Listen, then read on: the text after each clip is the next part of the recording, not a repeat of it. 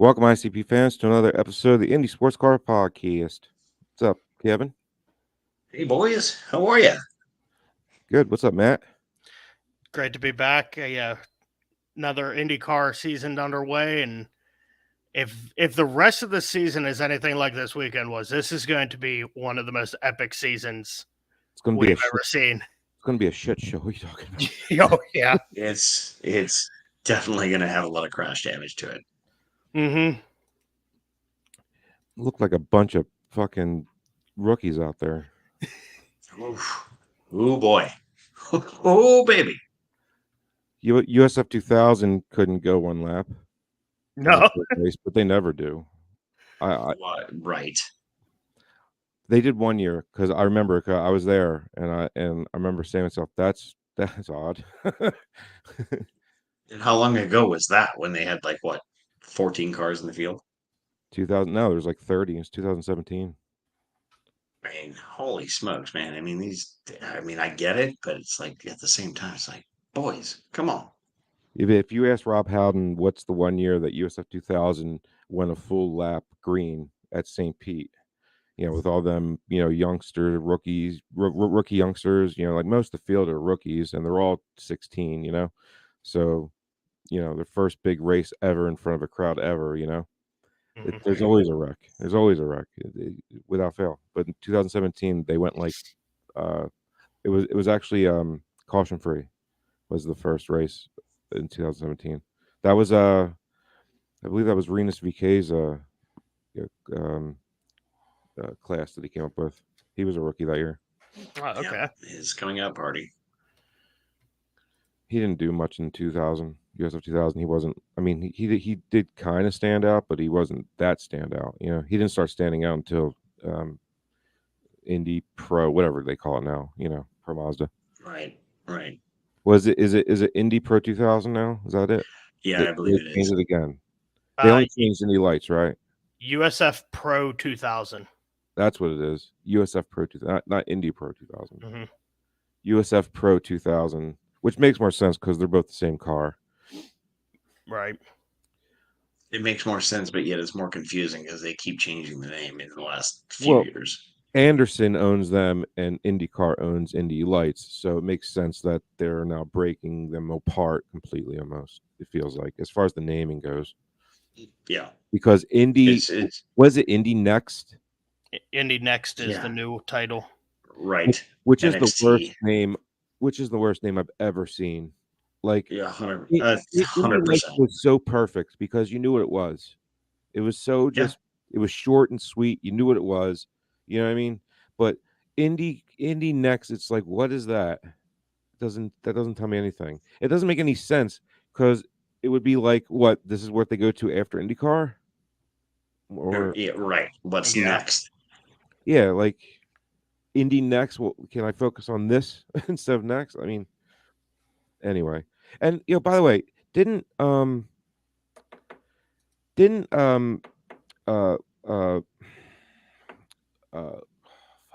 won the Indy Lights Championship last year? Wasn't it Lindquist? Yeah. Linus Lundqvist. Yeah. Is he the first Indy Lights champion in like 8 years that didn't get a full ride or almost a full ride like the very next year? Yeah. You're right on it. Last one I can remember was Pato, but that's only because he got screwed. He was supposed to have a full ride, and then he got screwed by Andretti. Shocking. Or no. Yeah, well, I mean, he did get screwed by Andretti, but he was with Harding. Again, well, yeah. I mean, but I mean, we know the deal with Harding.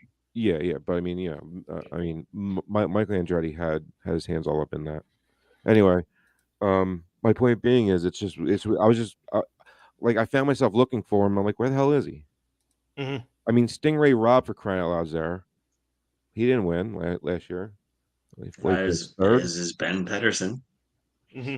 Yeah, like that's what I mean. Like there was a few really good rookies in the field last week. I don't know if they're full timers or whatever, what have you, but And then there's a few sophomores I'm happy to see back. I was happy to see Cal Milot back.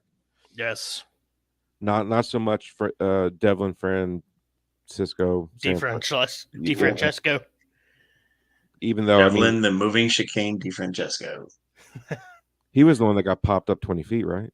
Oh yeah, Yeah. when Pedersen hit him, No, it was Ferrucci hit him. is it Ferrucci hit him?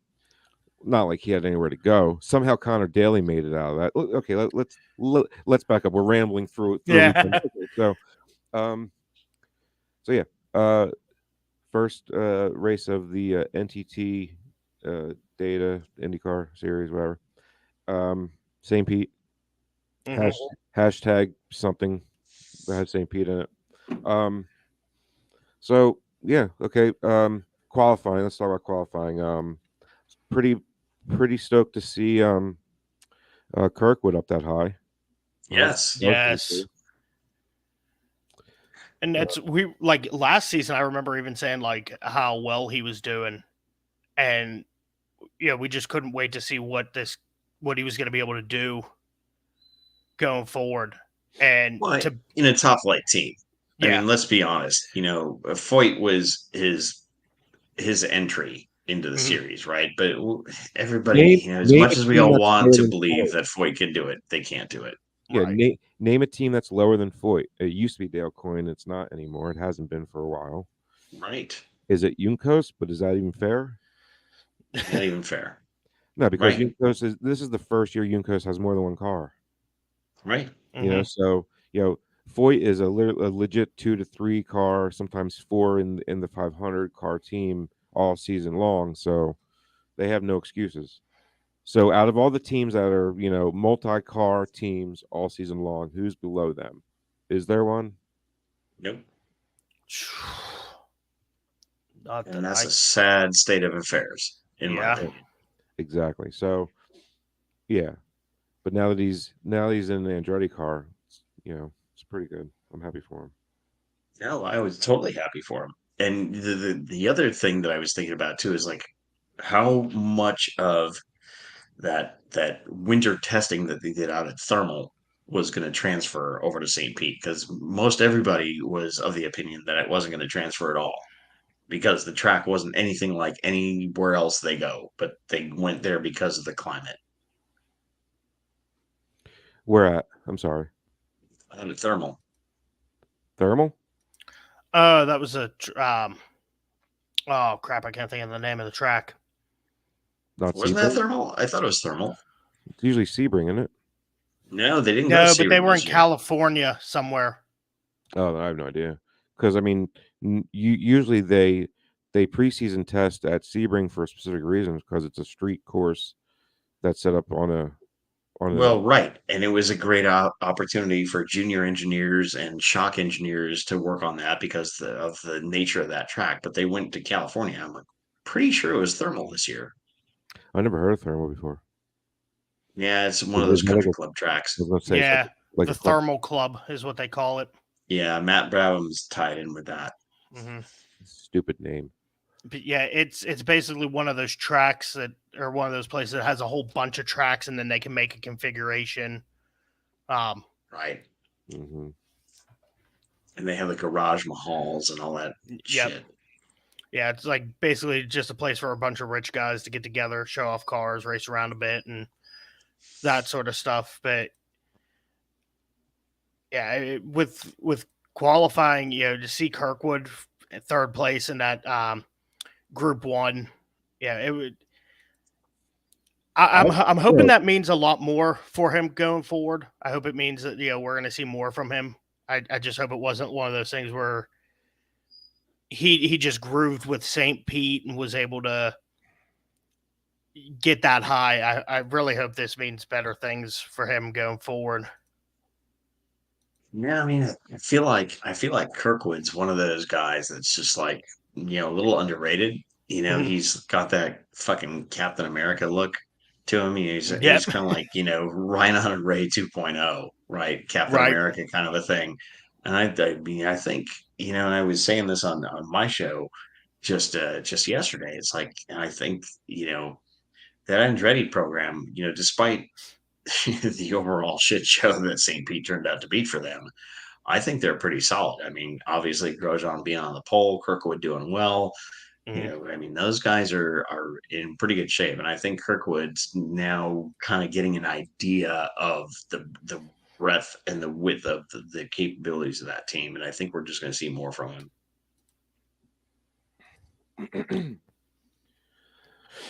All right. Is there Yeah. anything else about qualifying you want to talk about? That shot that surprised you? I mean, Kirk And as far as he did surprise me. Nothing really else was too shocking. I mean, I will say I was a little surprised to see Grosjean actually get the pole based on like where he was finishing in like the You round can't two. race in Formula One for 8 years and not be good, man. Right, but just the fact that like in round one he was third, in round two he was third, and then to come into the fast six, and all of a sudden he's because like Herdo had I think Herda had gotten first in round one and round two, and then all of a sudden Grosjean is able to just beat him. Mind you, it was only by Well, like 0.4 of a second, but they didn't have much practice time, to be honest. no. Well, and honestly, too, guys, at the end of the day, we're with the depth of talent in the IndyCar series right now, Mhm. 0.4 is a pretty huge margin. Yeah. That's a pretty big deal. Yeah, 4/10 is either like between first row and row 10. I mean, it's insane. Yeah, yeah, for sure. Hundreds and thousands is what matters now. Yep. Yeah, I mean, if just Especially look on a at street course, that's insane, man. There's no Mhm. banking, there's no nothing. There's really no groove to get into. It's just basically pedaling the damn car around concrete barriers. It's insane. Well, it's like, the co-host on my show, he kind of likened it to IndyCar's version of Monaco in Formula One, how it's so Yeah. tight and it's so narrow. And this year, when you had 27 cars, which is what the Mhm. biggest IndyCar field we have outside of the Indy 500, and you got a ton of rookies, including the other rookie from Yonkos, Canapino or whatever his name is. It's like, Yeah. did you think something wasn't going to happen?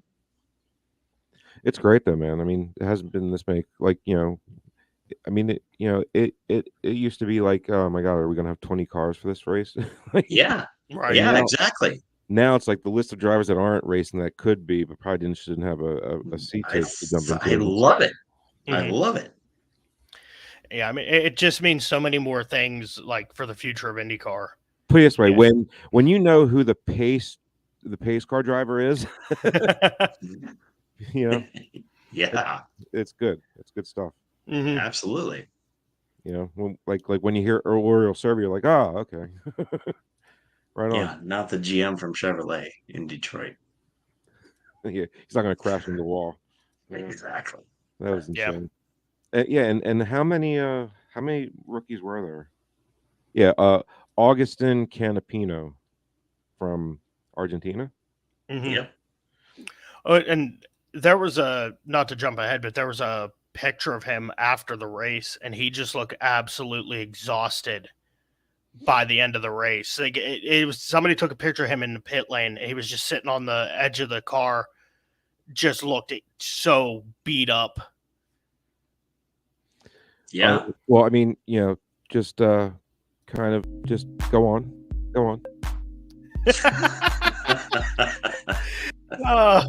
For those of you who don't know, we were experimenting with some background music before. Let it say it's funny if you don't explain it. So I feel like I need my Courvoisier. Like a big cigar and a scotch. And my smoking jacket. so lap one, right? Lap one, turn 4. The best driver in the series arguably causes the entire thing. Smashes into Rosenquist. Rosenquist hits the wall, slows up, and then causes a domino effect. Daly, for some odd reason, some just I can't believe he's. Did you see the video? Yeah. Yes. Yeah. Oh my! How like I How? wasn't in the car with him. Of course, It's it's on just video. It's it's insane, so right? amazing how he just squeezed through there, and to be behind it all, and as you're coming up, just and it's pure luck that he just happened to go to the left. Because if he goes to the right at all, he's collected with He's everything done. else. He's done. Yeah, because even if he misses the initial bottle up, there's Mhm. Elio off to the right, like Yeah. like about 20 feet down. So And how wild, insane. right? And The and whole Ferrucci's deal. like, I can't go anywhere, full speed. But and in turn 4, lap 1, you got both Meyer Shank cars eliminated. You got both Foyt Yep. cars eliminated, and it's like, and then you got the first of multiple Andretti entries eliminated. Yep. Yeah. So who was collecting that? It was Devlin Chief DeFrancesco is the one that got popped up. Then So Simon Pagino, Benjamin Peterson. I don't know. yes. All right. So looking Santino at the Ferrucci and Elio. looking at the results, Benjamin Peterson is the bottom. Simon Pagino, Devlin DeFrancesco, Santino Ferrucci, and Helio Castroneves were all collected in that. And Pagino. Yeah, I said that one. Oh, I'm sorry. Yeah, I'm looking at championship standings, not the results. That's yeah. If you look at the results, the whole bottom 5 have about a second of race time credited to them.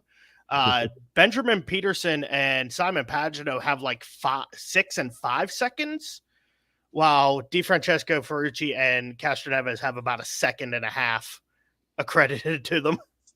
That's outstanding. And yet, Connor Daly needs to go out and buy a fucking lottery ticket because he missed not just 1 but 2 incidents throughout the race. Yes, by the skin of his teeth after qualifying like dog shit. But yet, yeah, he did. That dude needs to go out and buy a lottery ticket. I'm telling you. And to watch the video of him going through it, and like as he's going past the first set of cars, you can actually see. Was it DeFrancesco's car that went airborne? You can see the car going airborne next to him as he drives past it. Yes. When I was watching it, because we were out with doing some shopping, and I had it on my phone, and the race starts, and I'm glued to my phone, and a second and a half later, I'm just like, oh, this is bad. My kids come right over. They're like, what happened? What happened?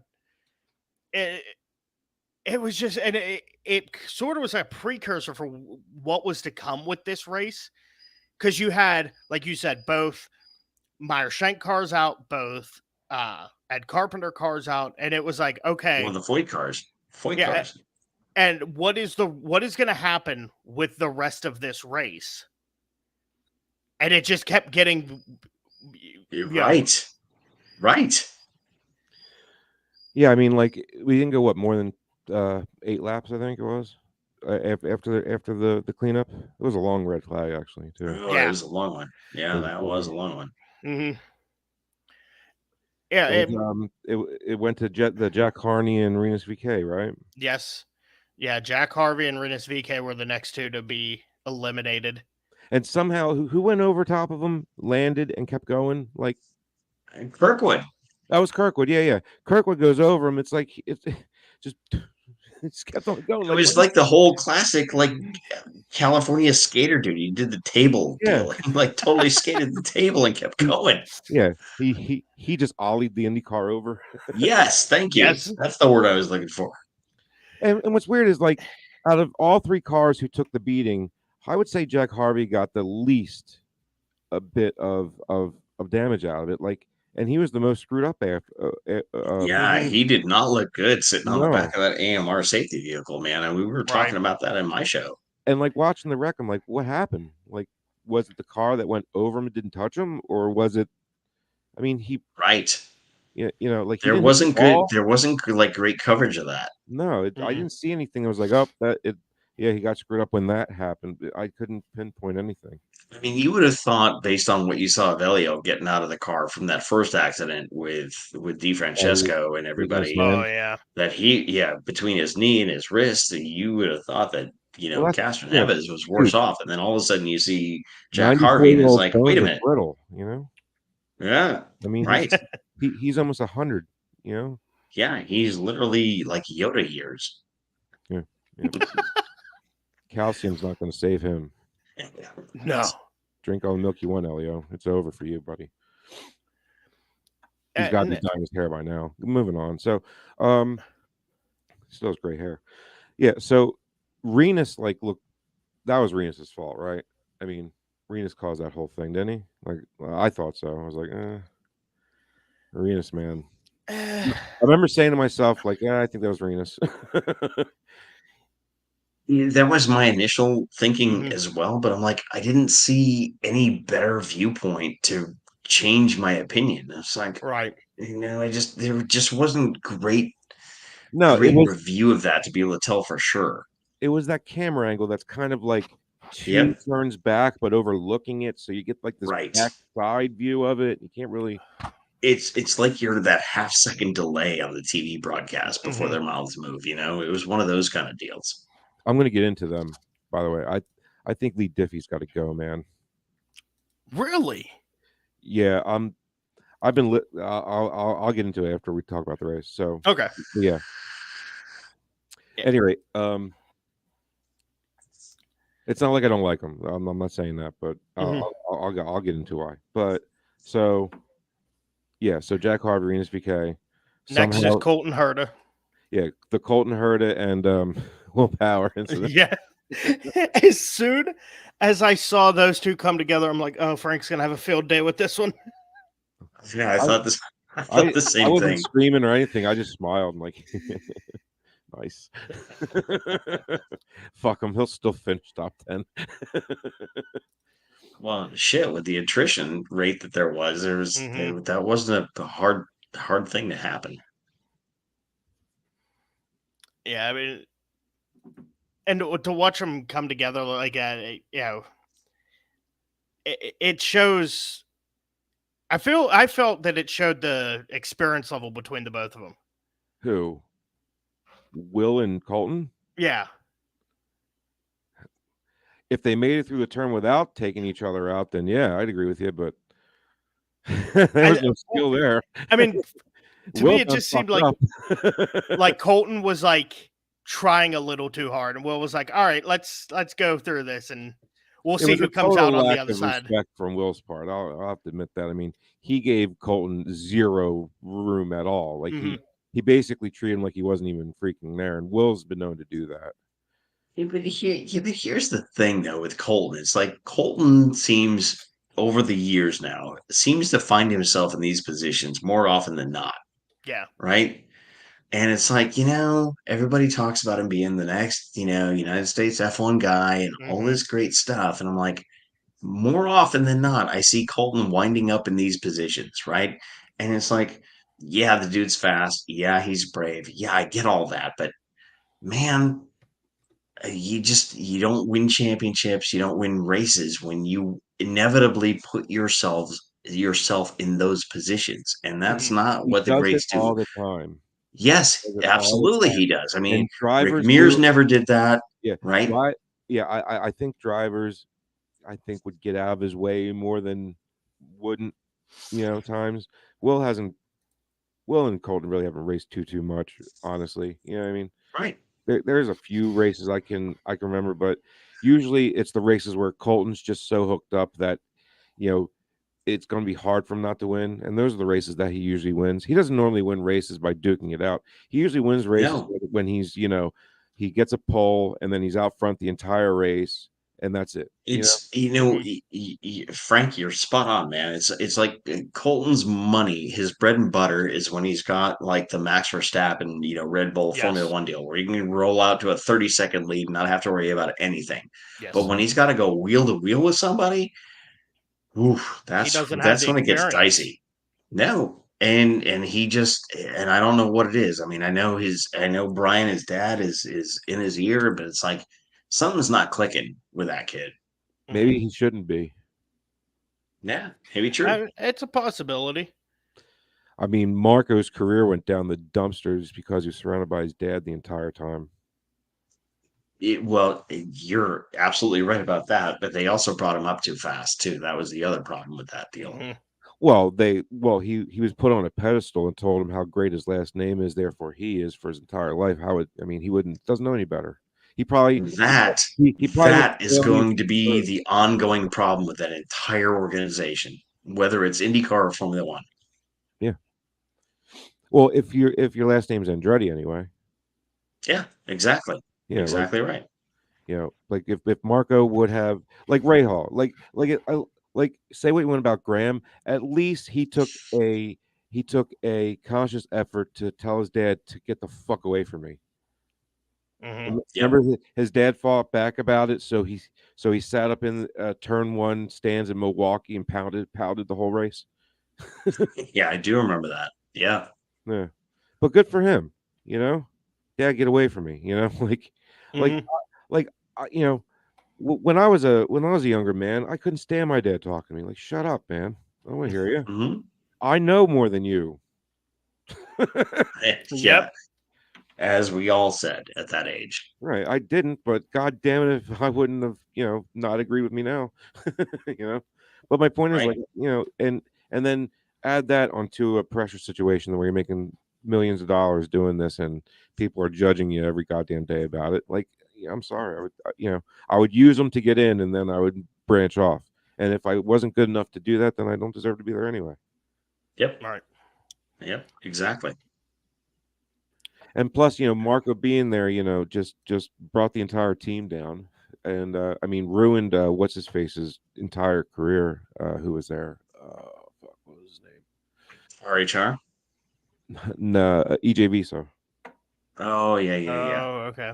Because Andretti used EJ Viso's car to try all these ridiculous setups throughout, practice and everything. So by the time they got to qualifying, he would never qualify because the setup that he had wasn't his. Mhm. you know, Well, let's because not forget, Frank. Just a few years ago where Marco put it on pole to the delight of all the Andretti fans worldwide. And then as soon as the green flag dropped, he went straight to the back like a stone in the middle of the fucking Atlantic Ocean. Well, Yep. yeah, but all one weekend warrior IndyCar drivers a year do that. They shine in qualifying, but when it comes to a race, they're not acclimated for that. That's 500 miles. That's intense shit. You know, but I'm not defending Mark. What am I doing? Defending Marco Andretti. My point being is he got pole without his dad in his ear. That's my Right. point. You know, Yeah. the second he finally gets it, took him 20 fucking years, but he finally got it. You know, moved out of the house at age 50, and comes back and gets pole. So there was some talent there. It's just wasted, squandered, and just will Mhm. never get it back because he's too goddamn old now. It's too Yeah. late, buddy. You know Yeah. Tony Yeah. Stewart's SRX series. it. Sign me up. It's like the guy that dies of dehydration while he drinks seawater, and like 5 minutes before he dies, he's like, I shouldn't be doing this. Yeah. It's like too late, man. But yeah, after That common antidote that I just said. Yeah, it's very common. right. Yeah. But yeah, after Herta, you had Rosenquist retiring with did he have an engine issue? Who? Uh Rosenquist. Well, I think that was all No, no, that, kind that of was that was the complicated by that early contact. Oh, okay. yeah that he was in the pits for a long time. They were piecing the car back together. They got Yeah, exactly. Yep. The next person on the list is Roman Grosjean. Well, you can't say Roman Grosjean without Scott McLaughlin. Uh-huh. Which if you look at the results, McLaughlin kept going, finished 13th. That was the most exciting, then slash tragic, then slash what the fuck moment of the Mhm. race right there. And Roman Dude, Grosjean has them all.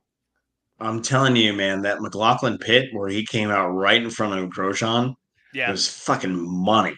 That was the highlight of the whole Penske weekend right there. Mhm. It Was was that pit insane, stop man. and that lead Yeah, and for then the few corners that it lasted. like I almost want to like I know they gave the penalty to Scott McLaughlin, Yeah. and Yeah, I see it, because you were never going to make that turn.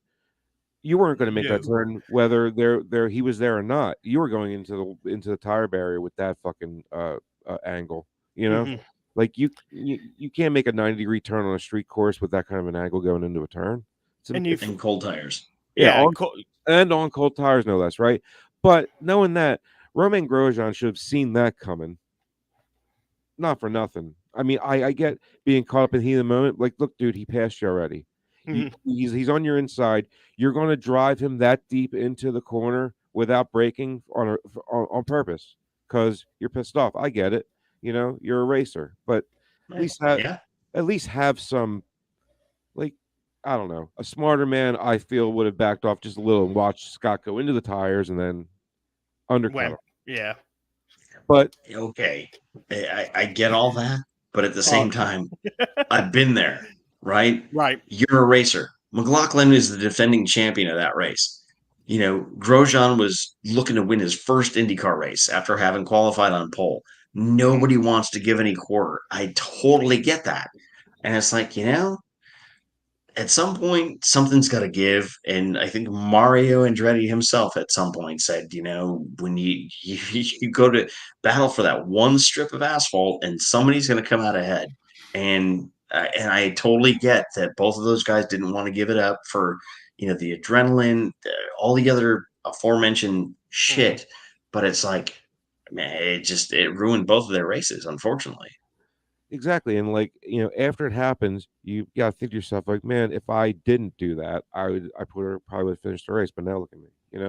Like, Right. Yeah. too many times in iRacing, I've done that bullshit only to be like, fuck, you know, minus 50 Yeah. points, It's the all old hindsight's 2020 yeah, deal, isn't it? Yeah, yeah, exactly. to the point where I just I'll start in the back, whatever. No, I'm not that complacent. My point being is, like, I almost want to give them both a penalty or just give Romain Grosjean the penalty for basically putting himself in an obviously stupid situation. You Mhm. know, And it's like, it's somebody, not like they were somebody, going to both make it. You know what I mean? It's not like they were going to both make it if Scott didn't hit him. Right. right? He put himself in the only place Scott was going to end up regardless. And the reason is because you drove him that deep without braking on purpose. If Yeah. you would just let off It a was, little bit, Scott could went, like, I don't know. It's just so, but it's also, I mean, it's classic Roman Grosjean, including yeah. his, post incident, So, response to all that. yeah, let's talk about this ridiculous statement that he makes. Yeah. Can anybody explain to me what rule they would come up with to prevent that? Yeah. No, there is none. There's No. none. Or there is. That's why he got a penalty, dummy. There But is a rule then, for it. then everybody would be penalized So, for yeah, everything throughout the Mhm. race. my point being is he's complaining that there should be a penalty for that. There There sh- was. So There was. it's like either tell me what the new penalty should be for what, or that's stupid that you don't know that there is a penalty for that. Like, it does exist. There's a rule book saying you You're can't crash right. into somebody through a turn. It's pretty Right. much It's the like either most everybody's basic broken or rule that nobody's exists. broken. What is it Yeah. going to be? Right. Yeah. So making a statement that IndyCar needs to come up with a new rule to stop this nonsense. I don't know what that means. It doesn't mean Well, anything. not only that, but how many races is it going to take before that comes back to bite Roman Grosjean right in the ass? Because he's like the Oh main yeah. Right. offender. I get, but my question is, what would it even be? What would the penalty be for what? You're right. It doesn't How can exist. you how can you like neuter these guys from their racing instincts? You can't. Mhm. That's what they Does do. That's what we're does that's what he we're want all to? paid to do. Does he want a rule that says Scott McLaughlin is not allowed to crash me out on turn 7 on lap whatever at St. Pete? Right. On Is cold that tires after a pit stop. Yeah, like, is that Yeah. the rule you want, Romaine? Do you want them to subsection the shit out of one rule to Right. make it your name and his name and that specific? Like, what are you asking for? Right. Like, And oh, by the way, as the race leader on hot tires, I should be entitled to have the fastest lap of the race too without impediment. It's like, what the the, fuck, dude? Come the on. only time the word entitled and position comes to pass is when you're on the lead lap and the person behind you is not, and they're not trying to get on the lead lap by passing you. Otherwise, you are Mhm. entitled to being in front of them, as far as I'm concerned. Yep. But if you're the leader and there's a guy a lap down trying to get his lap back behind you, then he has every right to try to take. That's just racecraft. That's all that is. It is absolute racecraft. Yes. Yeah. So, but that's the only time the word entitled. The word entitled should not come to a guy that just made a brilliant pit stop and got out in front of you, because that's what it's 3 seconds faster. By Yeah. the way. Yeah. Exactly. So maybe they should make a rule that Andretti's pit crew shouldn't suck all the time. Thank you. Thank you. Yes. I'm just saying. I mean, the worst pit crew year after year after year. They lose them so many races all the time. It's insane. It's And the best pit crews are gotta be Penske, and they prove it year after year, all the time. yeah. It's almost like Andretti is like taking a page out of the Ferrari F1 playbook from 2022. It's like, I how mean, can the you last guys 2 fuck this decades, up every time? they just I don't know. Just it's not a lack of trying. So there is no lack of trying. Ferrari has this mindset that they're going to win on their terms, which is no one else's terms. They're going to make everybody bend to their terms, but not let anybody play by their terms. And they're going to win by these terms. But the reason nobody wants to play by them is because it doesn't work. Yeah, exactly. As we've And seen for over it's a the year most now. it's the most stubborn race. It's the most stubborn race team I've ever seen in my life. Yep. They are Yep. just hell bent on to do it their way. It's like they're fixated on the Michael Schumacher era Ferrari in Formula One, where It goes they can't do anything wrong, and even beyond that. It goes back further than that to the Garagista teams when they came in, started Oh yeah, and pissed Ferrari off something awful, because yeah, he had a better engine, therefore ergo they should win. And yeah. a team with a lesser engine but better aerodynamics should not be beating his amazing cars with his Right, amazing. and better driving and better strategy and yada yada yada. But he's just a stubborn Italian, which shocking. Right. Most stubborn people on earth. God, so unusual. I know. It's not a stereotype at all. That's not totally earned. Yeah. Next on the list, we had Joseph Newgarden, which watching him drive around with the car on fire might have been one of the funniest things all weekend. Is he going to pull over? I'm like, he's on fire. Is he going to pull over? That's it does blow up eventually, doesn't it? Like, and he's going around, and I'm watching on my phone. I'm like, oh, he's on fire. He should probably pull over. Like, when's he going to stop? Did you hear just kept going. No, I just kept saying smoke. I got it. I got it, guys. I can make it. No, they didn't even tell me he was on fire. They just kept saying smoke. I'm like, is that, a little bit more urgency I should be hearing right now, guys? Like, 30 seconds, smoke. Right. Well, okay. Are we going to burn the whole car to the ground? I know. They've got like cameras, or they've got the feed from the cameras on their pit boxes, and the spotters have them, so they clearly would have seen, oh, his whole left side is on fire right now, and probably should have been like, Joseph, you're on fire. Can you stop the vehicle? Like somebody in that in that pit tower watching the 15 TV feeds in front of them couldn't tell him, hey, you're on fire. Pull over. You're just damaging the car now. Okay, but here's the question. So, of course, Penske's a Chevy team, right? So Newgarden had the big flame out, the big fire. Pato had that plenum explosion when he was a couple of laps away from winning the race.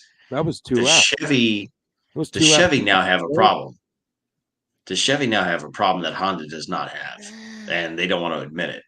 I don't think one problem has to do with the other. I mean, maybe not. I don't know, because the one's an intake and the other one's an exhaust. Right. Because that fire. But it just shows me, though, that those motors are being run on the ragged edge. At least it seems in Chevy's case. Yes, you're right that one was an intake problem, one was an exhaust problem. But they were both Chevy. Honda had no issues. And part of it, obviously, was the humidity, the heat, all that other Yeah, stuff. and But that could out have of happened to 30, anybody. think about it, out of 30 cars, you're going to have a mechanical issue like that. It's Mhm. it's a shame that Patos was so pivotal to the end of the race. Like Man, that sucks. Like I felt Yeah. so bad. that was a total kick in the balls, man. Yeah, he was upset. Boy, was he upset. He could barely keep it together in that post race interview, man. Mm. Well, and to think you didn't have it, and then you're given this opportunity when Grosjean and McLaughlin crash themselves Yeah, out, and you're like, oh, I actually do have a chance. yeah, because And I remember texting to Jared. I'm like, Romain Grosjean's going to win this race. He yeah, was just set up to do it. He looks strong and everything. But I'm sorry, I didn't mean to cut you off. no, it's be given an opportunity like he was, and then for it to be ripped away because of an engine issue. That's And racing. Though. yeah, I mean, and that's how it goes. It's just when you're that close, and for it to be something completely out of your control, it's such a gut check. And at first everyone thought it was that he had hit the pit limiter button. That's what they thought. Yeah. Yeah. I think if it had been that, it probably would have been a lot worse. Like Pato would have probably been beating himself up a lot worse, because then that's self-inflicted. Mm-hmm. When it's you live with those where you can pinpoint it. Yeah. Yeah. Yeah. But, I mean, but when it's totally out of your control, then yeah. what can you do? It happens. But I think I would have felt a lot worse for him if he was like leading this entire race and that happened. Oh yeah. I mean, because truth be told, he shouldn't have even been that close. Well, that was If like Romain and Scott didn't take each other out, then mhm. Well, that's like what was it, Newgarden last year at was that Iowa, where he led like the entire race? Yeah. It's like that. It's right? it's like It was an engine problem. Yeah, to have such a dominant race. No, it wasn't an engine problem. It's a suspension issue. Yeah. Yeah, to have such a dominant race and then have it ripped away from you, that is hard to come back from. Bro, do you know how proud I am of myself that I remembered that quickly? Oh yeah, dude. Starting my memory back after quitting weed for 2 years. There you go. Oh yeah.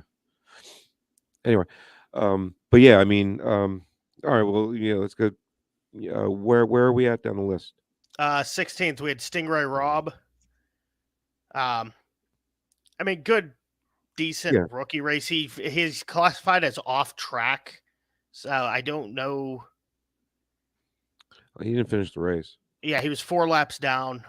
Next is Kirkwood in 15th, 3 laps down, still classified as running.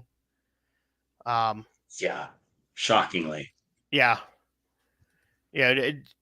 I mean, and like we were saying earlier, whenever he went over another car, to be able to keep going is just a miracle in itself. And, to get 15th place. Yeah, I mean, it's a miracle. He like drive of the day or flight of the day. Well, he doesn't have competition. And the other part of that too, though, speaks to the whole Andretti program. Is like Michael should have probably been leaving the track early to get a flight home, because Kirkwood was almost his last shot after the Grosjean deal. But it's like, how many more hundreds of thousands into the millions of dollars of shit can we ball up and put in the parking lot that the overhead helicopter cam can show us?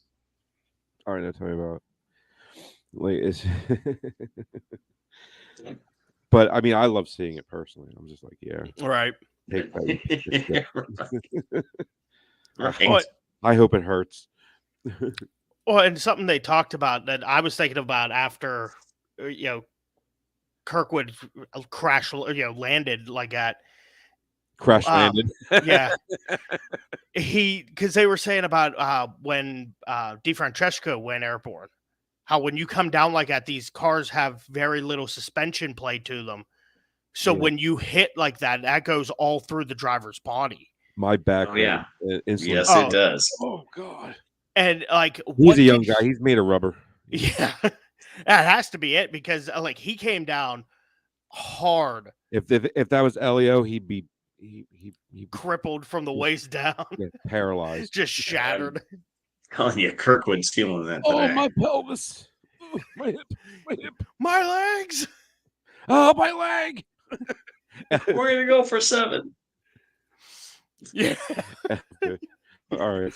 So I know what you're doing. Right. And then at 12 on down was basically right. That's where we're at. We're going up. We're at 14th, so we got Connor Daly. Oh, okay. Again, another one just I have amazed. Fucking lottery ticket, dude. Yeah. To be able to say you even finished that race after the couple near misses is just amazing. I mean, 14th, a lap down. Just be thankful you were even still running at that point. Scott McLaughlin. Well, to 13th. say Connor wasn't one of the collected is just amazing in itself. Mm-hmm. Right. Probably the most Save some money for Ed Carpenter. Yeah. 13th, you had Scott McLaughlin. Again, lucky to even be running at that point. Could have very easily That's been because he kind of went sideways into the tires, not nose first. Yeah. He did use Romain Grosjean as a kind of a bumper. Yeah, he used him to turn, as they say. Right. Yeah, exactly. 12th is when we start getting into all the cars on the lead lap. So we had Augustin Canapino for Juncos. How about that, dude? Is this guy balding already? 33-year-old Argentinian dude that's never driven open wheel cars before. It's like, damn. It's all like, right. Why? Like, of all the people that really could have that seat, why you? It's because we don't have Milcaduno with Citgo money. That's why. No, I was going to say because we have a guy that can actually finish all 100 laps on the lead lap without ever doing it before, ever. I sent you guys a link to the picture of him sitting on the car.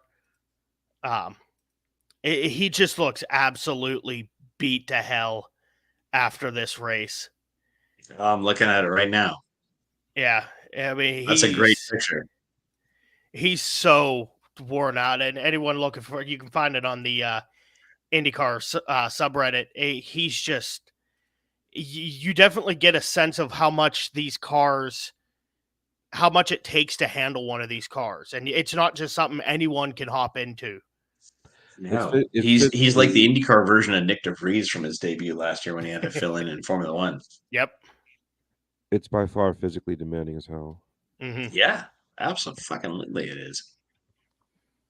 Yeah, I mean, he was the last car on the lead lap. I mean, you're not going to expect amazing things from him on his debut. Like you said, never racing an open wheel car before. So, I mean, to be able to say you finished the race, you finished 12th, mind you, because a lot of cars crashed out. But, I mean, rather be lucky than good. Yeah, I mean, the first thing you got to do is finish the race. So that's right. After him, you had Marcus. Apparently, hold on. Good. He's extremely popular here in Argentina. Probably the most popular race car driver currently active. Hopefully, this takes him to the next level. He's already there. Right. What more do we need? Would they think he's getting to F1 or something like that? He's like 10 years too old. Mm-hmm. What about Jose Maria Lopez? Dude has a pretty great list of accomplishments. That's an accomplishment. His wife. Okay. I mean, he's a decent or something. He's a decent sports car driver, but the link the picture you sent, it was on Reddit. I'm just reading the most reading through the comments. Yeah, I like Reddit, to be honest.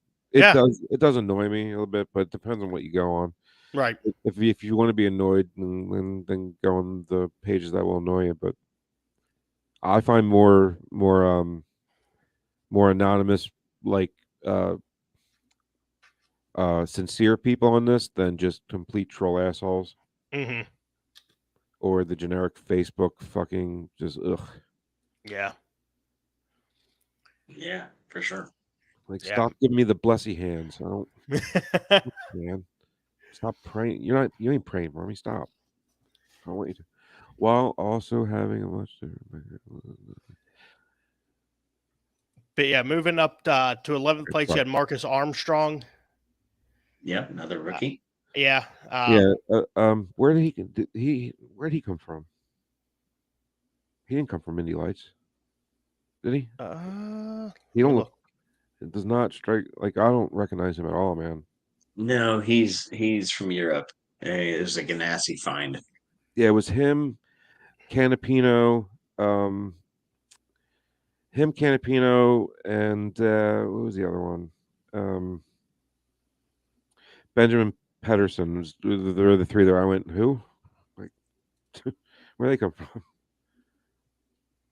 Well, I mean, Pedersen came out of Lights, but Yeah, but then I will always call it fucking Indy Lights, not NXT. Yeah, but I mean, or like Next or whatever it is. Yeah, I mean, like I don't remember him being in the Lights last year. He didn't really do anything. Is my point. Like, did he? No, he always ran second or third. I mean, Well, every race. It was always Lundqvist was won every race. Yeah. I honestly thought like halfway through last season I stopped paying attention because it was like Lundqvist is just running away with the series. It was Lundqvist. It was maybe the occasional skirmish with Brabham, but yeah, Pedersen was always like 2-3.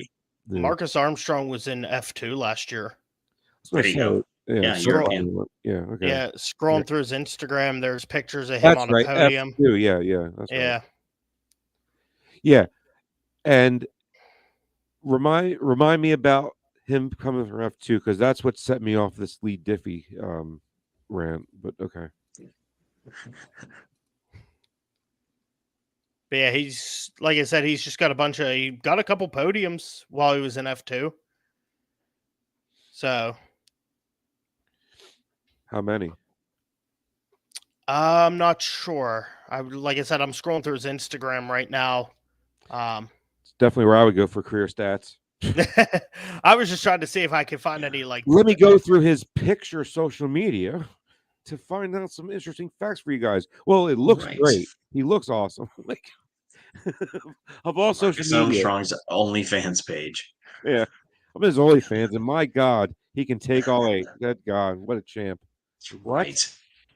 What? 4 fingers, man. What are you talking about, Matt? God damn. What are you doing? 2022 in F2, he had 3 wins, 4 podiums. In 2021, he had 1 win and 2 podiums. He was in F3 in 2019. 3 wins, 7 podiums.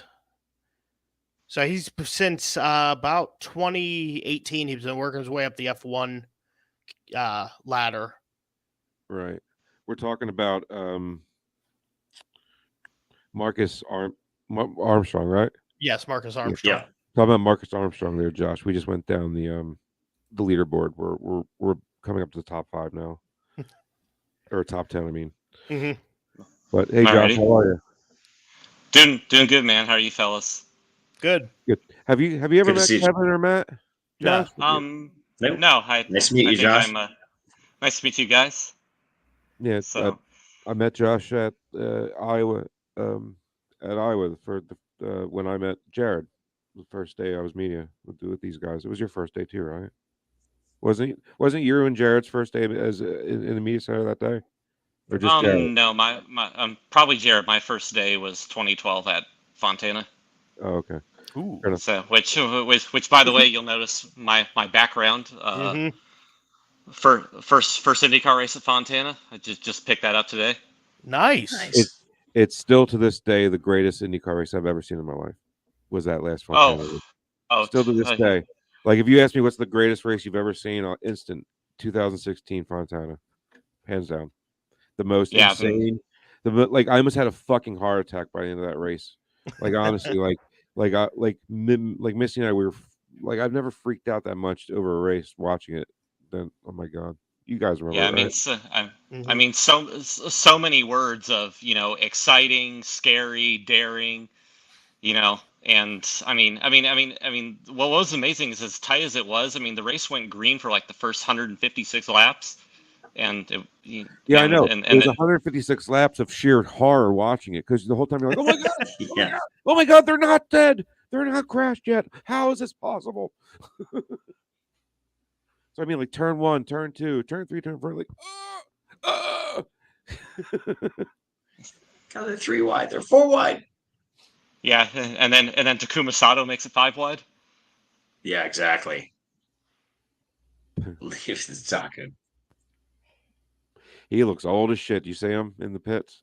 Oh yeah. Yeah. Say what you want. He's my pick to win the 500.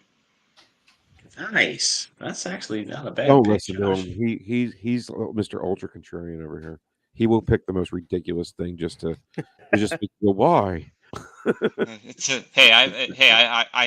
I had Marcus Ericsson winning the 500 last year. If I would have put down $50, I would have been a rich man. Well, then I guess we better be picking Dalton Kellett this year for fucking third car somewhere. I've heard this guy tell me he was going to win like 3 different times. That's what I mean. Don't listen to anything he says. That's what a writer does. Overhype shit. Anyway, okay, moving on. 10th, we had David Malukas. Solid day for Maluki. Mm-hmm. Yeah. Solid, if not unspectacular. Yeah. Right, like he's right in his lane. He's right in his lane. Malukas Yeah. is like, that's about what that team can do. it's the best you could hope for. And with Malukas doing it says a lot about him as a driver. Unfortunately, nobody who just casually watches the series will ever know that. But people who do, Unfortunately. yeah, people who are in the know understand that the kid's wasting his talent where he's at. Fair point. Yeah, I'm sure eventually he'll get recognized or picked up by a bigger team. Hopefully he does a Kirkwood, you know? Yeah, well, this is the year for that to happen. He's got to have some solid results for otherwise his career is going to stall. Mm-hmm. Yeah, I agree. That's what I mean. Like if he goes another year with Foyt and just constantly keeps doing this, middle of the pack. So at the end of the year, you're in the championship points, middle of the pack, because you're consistently middle of the pack, which sponsors hate that middle of the pack. Hey, if you spend a bunch of millions, we'll make sure your name's right in the middle of the pack. Right. Yeah. With your bland red, white, and black paint scheme that doesn't inspire anybody. Yeah, Dave Black is, that's so, I don't want him to become that. Right. Anyway, but he's that good. He's good enough to race himself right into bankruptcy. Yeah, unfortunately. Either be really bad at something or really good at it. It really does not pay to be middling. Correct. Yeah. 9th place, Christian Lundgaard. This one I was happy to see him get up this high. If you think about how many drivers ahead of him crashed out, he probably would have been almost all of them. Yeah, he definitely would have been out of the top 10. So to see him break the top 10 like that, I was really happy to see. Yeah, I mean, this is like the last 3 names we just said should have, by all rights, been at the end of this list. Or somewhere down there. Yeah. Yeah, you're going to have people like Canapino down there. Yeah, being Canabino. But yeah, I mean, to see people like Armstrong, Malukas, Lundgaard be able to get up towards the top 10, or if not break the top 10, it's a feel good thing. Yeah, but we all know what happened. Moving on. 8th place, Alex Palou. Hot off of his failed divorce. Yeah, that's right. Hot off the lawsuit and having to come back and with his tail between his legs. What's worse than a lawsuit is the one you lose. Yeah. When you're still stuck in that shitty marriage. When you create the loost, lose the lawsuit, and everybody gets to see the outcome front and center of the outcome of your lost lawsuit, that's God, oof. And every single interview he has ever since the lawsuit is about the lawsuit. Yep. And it's hysterical to hear him every time. He dodges it so quickly. He's just like, yeah, I don't want to talk about it. Moving on. So, the car's feeling really great. Like, yeah, about that car. Are you Yeah, about amazed? that car that you don't want to be Yeah. in, that you tried to get out of, and that failed. So how about that car? He's still, it's just like, Yeah, with your get over it. American Legion post sponsorship. Yeah. And If there's one thing for IndyCar media writers or whatever, they will jump all over a bad story about you. Like, they just love drama, man. They go for it. They jump right into it. Where it's almost cringe. It's almost like cringe the way they do it. At least F1, they kind of skirt around it, but say it politely. IndyCar's just like, yeah. So tell me about the loss. Yeah. God, man, right into it. Couldn't say hi. Right. But I blowing my ear first, something, anything, movie, dinner. I feel bad for him. Like, he's got to deal with that for the next year. Yeah, that's what I was gonna say. And you figure he's gonna have to deal with this the entire season. Yeah, because every track you go to, it's different media members that. Yep. Yeah. So I mean, this year, and if he's sitting this bottom of the top 10 consistently, it's going to be a year from hell for him. Well, yeah, I mean, it's Chip, so I mean, Yep. a lot is a top 5 is expected. I mean, come on. It's almost like it's conspicuous by its inconspicuousy with him, Yeah, so I mean, like, looking at it, if all these cars didn't crash out, where would he really be? Right? Yeah. 25th, 20th. I don't know. Mid pack. At best, because I don't remember seeing him do anything at all.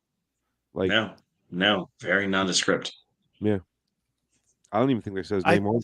I think at one point, and it might have been after the restart after the Grosjean McLaughlin, I think he might have been like 5th or 6th. Which, if that's the case, that meant he went backwards after that restart. Yeah, it's true. It's true. Suffice to say that the fact that we all had to scramble to think of any time he was mentioned during the course of the race tells you all you need to know. Put it this way, Will Power, who's next on the list, finished in front of him, and he got a penalty for crashing Colton Herta out. And Palou didn't hit anyone. He didn't even get a penalty. So what's that mean? Yeah, I just remember because being a Ganassi fan, whenever they restarted and Ward was in the lead, I'm like, Ericsson's right there, Dixon, and then I looked a little further, and I'm like, oh, Palou's there. I guess he's not going to battle for the win, but he's there. So basically, to interpret this leaderboard, right, the best way you can is anybody from Will Power back would have been at the end of the line if the chaos didn't happen. Yeah, towards the end of the pack. So, and anybody in front of Will, I think that is, they legit earn those spots. Yes, that's how I would look at this. Because if you didn't beat a guy that got a 45-second penalty without having one yourself, then that's not saying a whole lot.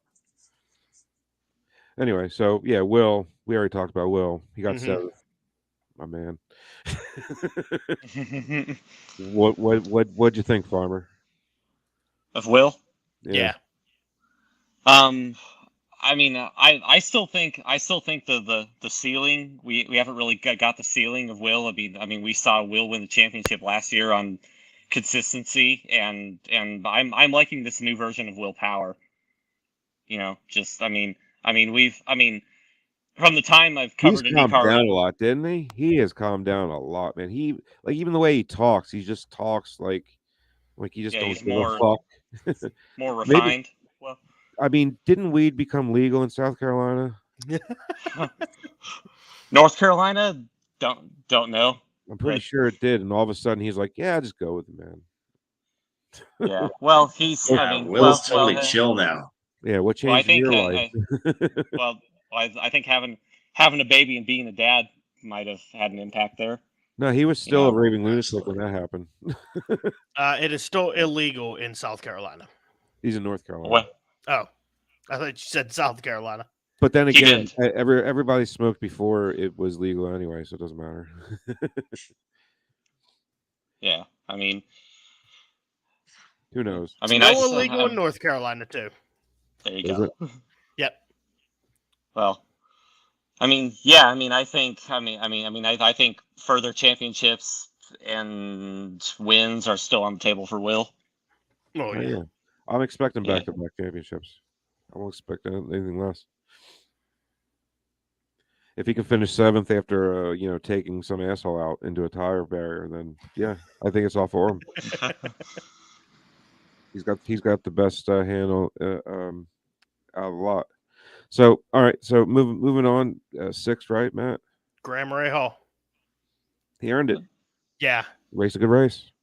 Yeah, Yeah, this is salvage a good day with. I think he had brake issues. So Kevin hates him some Graham Rahal. Man, that That I'm look gonna you try. just gave, you're like, I'm gonna try to restrain myself here, but it's like why? Ray Hall. They just Say whatever you they want, man. put all of this money into this brand new fucking facility, and they can't get their shit together, right? Their BMW sports car team sucked ass in the 24 Hours yes. of Daytona, big time, right? I mean, Graham, Lundgaard, Harvey, I mean, all those guys, again, thanks to attrition, if it wouldn't have been for the attrition, they wouldn't have been where they were. I mean, Graham just because of I think he would have osmosis been figured out how to maybe. not stay out of how to stay out of trouble.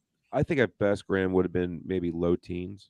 Yes, exactly. And this is like stereotypical Ray Hall motorsports for the last several years. We're gonna get, he's gonna have a medium showing at Texas, maybe a little bit stronger, maybe at the front because he's won there before. Maybe he does okay, sort of at Barber. We're gonna get to May, and he's gonna bitch about everything that there is with the car and Yep. blame everybody but himself and or the team for his shitty run at the 500 And year that's in and year out. You can bank on it. if there's not somebody else who was involved in a wreck with him. Yes, right. I'm not saying wrecked him. I'm saying involved in a wreck with him.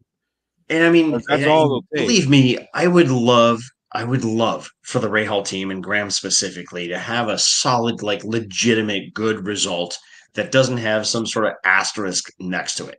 But it never seems to happen. Always an asterisk. Always an asterisk with him. You're right. Exactly. It's never. He came out. He got pole. He mopped shop with everybody. Gave some rookies a free lesson or two. You know what I mean? And went home with a big smile on his face, steak on the table, and his wife in his pants. You know what I mean? But no, Right. And it's always. I mean, have you ever seen Graham Ray Hall throw down a performance like Pato Award No. in the fraction of the time that Pato's been in the series compared to Graham? No, Never. Never ever. And that's the problem. it's never going to happen. Right. He's not that. He's just not that. He's just not that guy. You know. No. He can go to his car detail shop and his, great car finishes thing that he's got on the west side here in Indy and do that in his cars and coffee stuff. So Remember when Takuma Sato won Portland? yeah. And Graham didn't win all year, or no, Graham hadn't won for like 3 years or something like that, right? And then the third, like not only Graham didn't win, but Ray Hall, Letterman, Lanigan Racing didn't win for 3 years, and then all of a sudden Takuma Sato wins at Portland, and Graham was so salty about it, man. You know what I mean? Like he acted like such Perfect a example about it. Like instead of like saying, yeah, Takuma ran a great race, blah blah blah blah. It was all about him, everyone else who screwed him, and it was just like, you know who? What is he doing? You know who I think of whenever I think of Graham Rahal? I feel I get Lance Stroll vibes if he actually gave a shit. Like if Lance Stroll actually gave two fucks about racing, I feel like you'd get Graham Rahal. Lance Stroll gets a lot of hate, don't he? Yeah. But it's just like because at this point, but see, here's the thing though. Lance Stroll really doesn't have. Nobody cares what he thinks, right? And like you never hear him talking ever. He seems very laid back, and I don't know if it's the Canadian in him that he's just very laid back and mellow.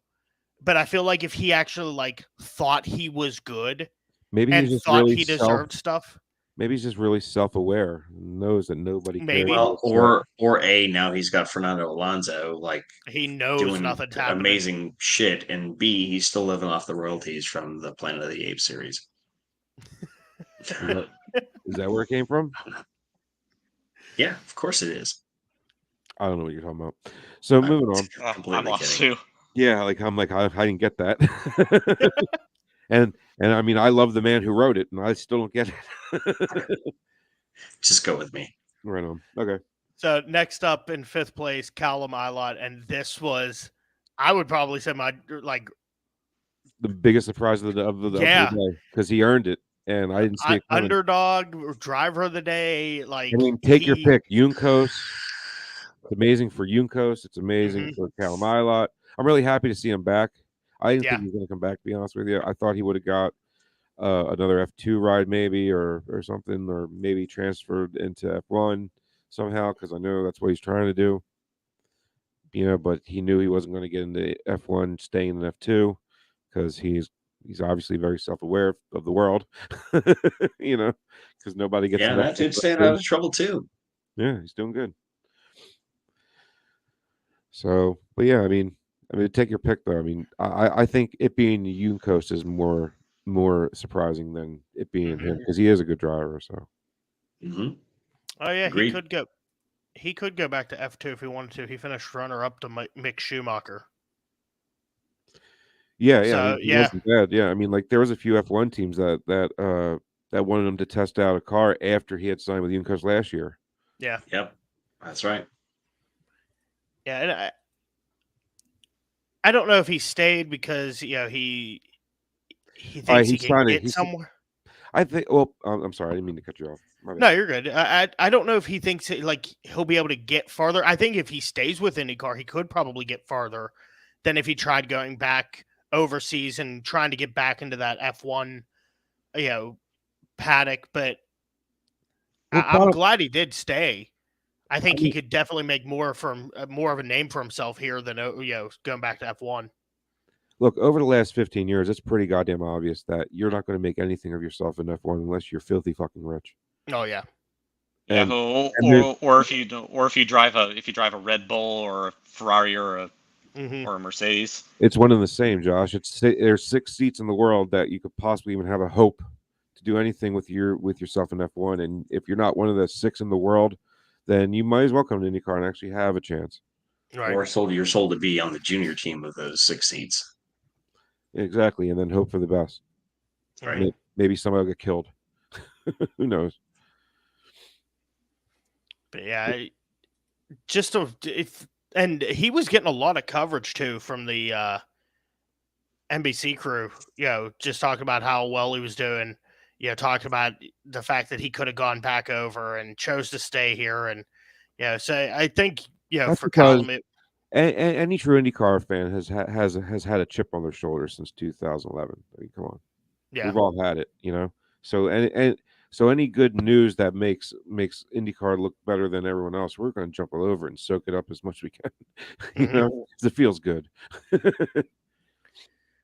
But it's the truth. I mean, I 100% believe that. You know what I mean? So, when somebody tries to tell me that F1's better than IndyCar, I'm like, I don't agree. I pulled up a post I saw, and we'll get into that after we did the race review. Like as far as I'm concerned, they're just not even comparable. You can't compare them; they're not even the same. Yeah, it's kind of a pointless metric. I mean, IndyCar's really IndyCar, F1's IndyCar's IndyCar, F1's F1. Right. Yep. Yeah, I mean it's like comparing ARCA to whatever top level NASCAR is now. They're both Cup. Yeah, they're both stock cars, but you can't compare one series to the other and see which one's better. Right. One's not even on the same level. They're not even the same. Like, one only does really short tracks, the other one does super speedways. So you can't, you know what I mean? Like, yeah. So I mean, ARCA does what, like 4 times as the amount of street course or road courses than they do. So the car's got to be set up to whatever. I'm not going to get into it. My point being is like you can't compare it. Right. Moving up to fourth place, you have Alexander Rossi. I mean, good debut, for him in the McLaren, with the McLaren team. I have a question for you guys. Does anybody like this new Alexander Rossi with McLaren? Well, to me, that's a mixed bag of a question because I mean, honestly, I was He's talking so about this on fake. my show He's so yesterday. It's fake like, all of a sudden, man. yeah, well, yeah, but I mean, all in all, I mean, obviously Grosjean was strong, Pato was strong, Ganassi was right there at the end, but Mm-hmm. when you look at the total, I mean, Pato could have, should have, would have won that race. Rossi was fourth. Rosenquist was running strong, except for the shit that he had come to him. But coming out of that race, I mean, McLaren's looking pretty strong to me, Hmm. Yeah, Mm-hmm. definitely, man. and I think Rossi's a part of that. I'm not Yeah. saying I think he's a great driver. I'm just saying his personality. Yeah, Yeah, I I mean, mean, it takes a little bit to warm up to him. I'll say that. Oh, yeah, I was yeah. I was plenty warm with him last year. But this year and last year, he's a totally different person all of a sudden. Now that he's in McLaren and he got all that money and everything, he went from a guy needing a team so goddamn bad and Andretti helping him to a guy being recruited from a really good team to a better team. Mm-hmm. You know what I mean? Like Yeah. he's got that New Garden aura around him when New Garden went to Penske that first year. Yeah, Yeah. that's an interesting point. New Garden was a fun, good, he had a personality. He goes to Penske and he becomes this this I'm this fucking awesome god, whatever. I don't know. He got some god complex going, and so many people kept saying how much of an asshole he was all of a sudden. Yeah, he turned into a bit of an automaton or whatever they call that. Yeah, no, I you mean, got it. It's just yeah. like this corporate robot. Mhm. I mean, Yeah. Well, a well, I mean, lot of that. I Oh, good, Josh. oh, I didn't mean to cut you off. No, you're good. But yeah, I mean, talking about Newgarden, I think Newgarden's kind of emerging a little bit as a villain. A little A bit. little bit. Yeah, Yeah. I can see it. Rossi was a villain last year. I Yeah. loved it. I loved it. I mean, he was a villain prior to last year. Yeah, he's been a villain since he got here. Really? Well, I would say his sophomore year being here, he started becoming a villain. He's starting to Yeah. get comfortable. But my point is, I loved it. It was fun. And now it's just I get it. I get it. Right. Right. And But yeah, so I don't know. I mean, I feel a lot of that comes with the territory. When he was with Andretti, he knew he wasn't getting another deal with them, so it kind of felt like this chip on his shoulder, like him against the world, him against Andretti. And then when with McLaren, it's becoming one of these like juggernaut teams where they're one of the biggest teams in IndyCar. And when you come there, you're expected to present yourself a certain way. So I'm sure he's probably gone through all sorts of like media training and been Yeah, told and like, it's talk very like obvious. this, My don't point. talk like this. I can't stand it. Yeah. Well, and at the same time, too, for whatever reason, we kind of, at the end of the day, we know what the reason is. But at the end of the day, McLaren in the last year has suddenly apparently flush with cash. They're offering all these drivers all Mm-hmm. this cash on both the IndyCar and the F1 side, whether it was Piastri or Palou or Rossi or Yep. Rosenquist, and they made Rosenquist wonder if he was going to be in Formula E or if he was going to be in IndyCar at all. It's like Bro, it wasn't that long ago that McLaren was struggling for money, and all of a sudden they're throwing it around like it's candy. dude, Yeah, it's I mean, it's insane how much money F1 makes, man. It's yeah, insane. I mean, one interesting thing about McLaren is that think about all the sponsorship they've been able to bring. Obviously, Aero Electronics is part with the team, but they've also got like Circle K and Mission Foods, and those companies. Racing's kind of new to them too. Interesting you say that, Josh, because I had the opportunity last fall to meet with some of the Mission Foods folks because they're clearly, all in on and Yeah. and Pato is part of the reason why they're there. But it's like, and I'll give Zach Brown a ton of credit because they keep rolling over, new partners, and they do a really good job of integrating their sponsors between the IndyCar program as well as the F1 program and their Formula E stuff, and all of those programs, which to their credit is drawing in these new sponsors. So they've got kind of this broader swath of sponsor exposure for all of those brands, whether it's Mission or Arrow or Circle K or anybody that they're bringing in. Yeah, I mean, it's almost like Andretti on a higher level because, like, for a Yeah. while, it seemed like Andretti was really good about bringing the sponsorship ROI. I mean, Yeah. even though Andretti's gotten burned pretty bad on some sponsorship deals, United Fiber and Data, Suretone Records, those UFP, you bet. Yeah. yeah. I mean, Snapple, Circle, 7-Eleven. Yeah. yeah. Well, but then again, you have a company like GameBridge, which is throwing a bunch of money around, and it's probably the reason why Michael Andretti's able to take a look at F1. That's 100% the reason. Not to Mhm. mention the fact that they got the guys, part of the Gamebridge guys are the guys that own the freaking LA Dodgers. So Yeah, they're I was just gonna say that. I didn't know that. Yeah. Yeah, well, the company that owns Gamebridge, Guggenheim, the company is worth like billions and billions of dollars. Billions. Yeah, it's So- like a super ultra high end hedge fund deal, isn't it, Josh? It's something in finances. I don't know if the hedge fund's the right term, but it's something in the financial industry. So, but I mean, I would imagine that in motorsport sponsorship probably is just a drop in the bucket when the company's worth billions. Right. Sure, yeah. Exactly. Plus, I mean, these companies, it's all tax write-off anyway. Yeah. Yep. Like it's just funny how the sport we love so much, how much money people make on making it a possibility. It's insane. Like how much money they nobody really spends it because they get all back anyway, and then some. It's like, why am I struggling? I should own a series. Anyway, Right. Yeah, moving up to third place, we have Scott Dixon. insane that he got third, by the way. This just goes back to that old meme where it's just or that old saying, Scott Dixon is inevitable. When you think he won't be, he will be there. Still didn't win it though. I'm happy to see that.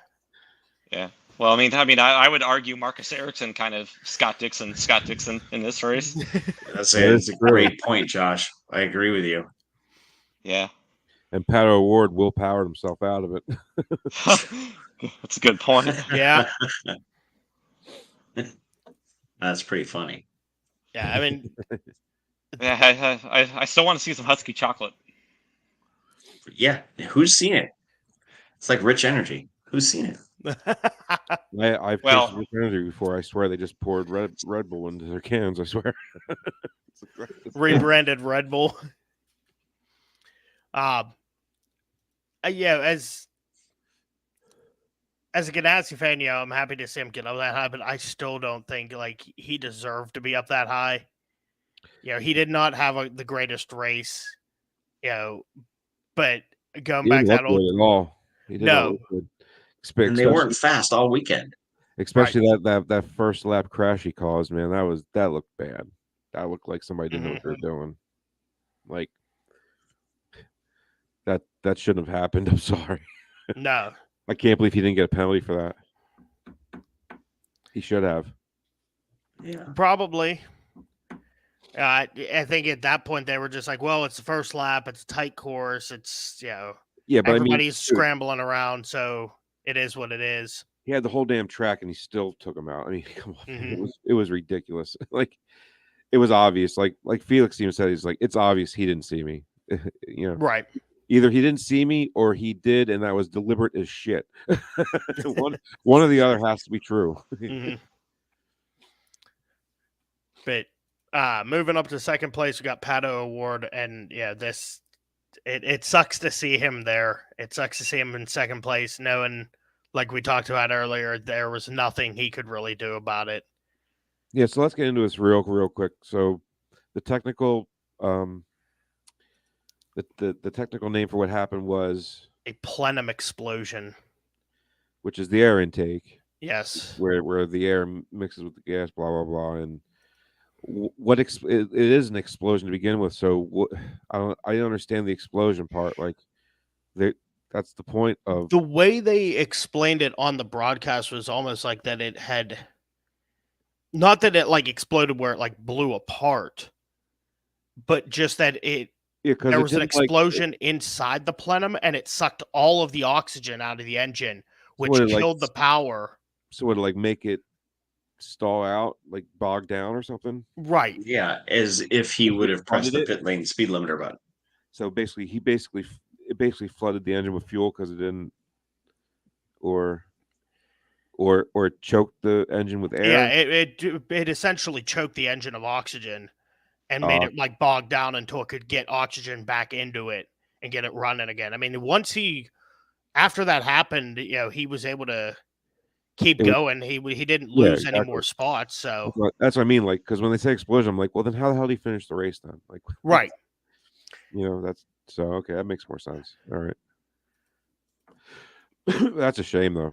Yeah, that just absolutely sucks to be given like we talked about earlier, to be given a golden opportunity after the Grosjean and McLaughlin crash, and then to just have it ripped away from you by stuff out of your control. I mean, because let's face it, 2 laps to go in St. Pete. Pato's got the lead. He's not giving it up unless something like that happens. 4 laps to go. Was it 4? Okay. Yeah, it was 4. Right on. And then the lucky benefactor of Marcus Ericsson, 18 different instances and a engine coughing in front of you. The sneaky Swede. I mean, right place, right time. Yeah. Well, did you know that all of Marcus's wins have come with a red flag? I did not know that. That's a good point there, Josh. Yeah, think about it. Detroit, Nashville, and Indy, and now Indy.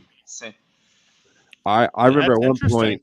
I remember at one point, all 3 of this one driver's first 3 wins in the series came with him leaving his pit stall with his gas hose stuck in it. Oh, yeah. Anybody? Who is it? It was Rossi. Oh. Indy 500. Indy 500, his first pit stop, he took off with the gas hose in it. And then Watkins Glen took off with the gas hose in it. And then I think it was the Indy GP. Same thing. Oh, that's interesting. Did not know that. Didn't remember that either.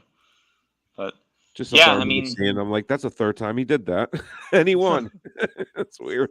Every time he does that, he wins. So fucking odd. Because it put him off of the pit window by a lap. Right. And changed. And it just changed there. Yeah, because remember, like, he ran out of fuel at the Indy 500 half a lap in, right? And coasted on his way. That's because he was a lap behind everybody because he had to come back around and serve a stop and go for leaving his pit with equipment. Right. Huh. Yeah, and fun fact about that race, did you know that Pippa Mann was on the same strategy? And if I did know that. Yeah, and if Pippa Mann would have won the 500, I'll respect Pippa, but no, she could win it, but she still won't get it. She'll deserve it. Mm-hmm. Horrible human being. She's just an awful human being. It doesn't matter if she's a girl or a man or a woman, whatever. Mm-hmm. She just sucks as a person. It's my opinion. But yeah, so this my personal opinion of dealing with her personally. That's all I'm saying. Right. No, I hear you, dude. I know her personally as well. If I was Australian, I'd probably say another word. But moving on. The W word that Willpower made famous. No, probably a C word. No, yeah, he got it. The Australians use that word as like the for the word the. Them and Cockney English people. That word's like Cockney English is the funniest accent to hear, man. It's so funny. Oh yeah. Did you see that movie? The Death of Stalin. No. It's a comedy, like Steve Buscemi and all's in it, Okay. and Good actor. a lot of good actors are in there. And the guy that they got to play Stalin, they made him have a Cockney British accent. So it's so funny seeing Stalin but talking like that. It's really funny. I always go to Carl Urban and The Boys. Oh yeah. That's He's just awesome. that's such a great accent. That shows the shit. Yes. Anthony Starr is so good as Homelander, man. My God, that guy's I'm great. genuinely terrified of that man. You ever see him in Banshee? No. Dude, watch Banshee on HBO Max. It's amazing. He started it. It's the best show no one's ever seen. Nice. But going to this article that I found on Reddit, it says today was the first time I watched an Indy race. The body is I'm relatively new to racing in general. I got into it last year with Drive to Survive and watching F1 only, but today was the first time I watched an IndyCar race, and I have to say it was way more satisfying and full of action compared to the typical F1 race. That was amazing, 1,000 times better than the race in Bahrain today. I literally cannot wait for the next Indy race. I'll watch both series, but right now I have to give the edge to Indy with respect for the pure racing entertainment. So I feel like we're starting to see more fans who watch who have gotten into racing because of Drive to Survive. And now they're getting deeper into it, right? And now that they're getting more into it, they're like, they watch F1. They're like, well, I want to watch some more of this. Well, IndyCar is the American F1. Let me watch that. And they're going, this is so much better than what So this is what F1 racing looks like. Yeah. And it'll be interesting to see too, because we're about a month away from Indy's version of Drive to Survive with the 100 Days to Indy. Yeah. So it'll be interesting to see if and how that drives more fan base and viewership in the IndyCar series. I'm curious to see how that's going to play out on the CW network and yes, whatever the other one is. Yeah, CW and Vice. Vice, that's the one. There's still no release date. It just says spring of 23. Yeah, I thought it was like, I want to say it's like the third week of April, something like that. I thought I heard earlier. Well, think about it. It's like, that and the video game that's going to be coming out soon. Yes. That should all really hype up the series a lot. But yeah, I mean, like when Rossi came over, and that was right about the same time that Fernando Alonso came over for the Indy 500 and all, and then we got Grosjean, and like when I saw that happening, I'm like, we're gonna get a lot of European and F1 fans coming over seeing this, and like, oh shit, this is amazing, because they're gonna have a little bit of familiarity with it, with the drivers they're used to seeing coming over here, So that's kind of like the gateway in, because at least they're hearing about it, Mm-hmm. And then, but there's always been like a big wall in between F1 fans and IndyCar fans, Right. Yeah.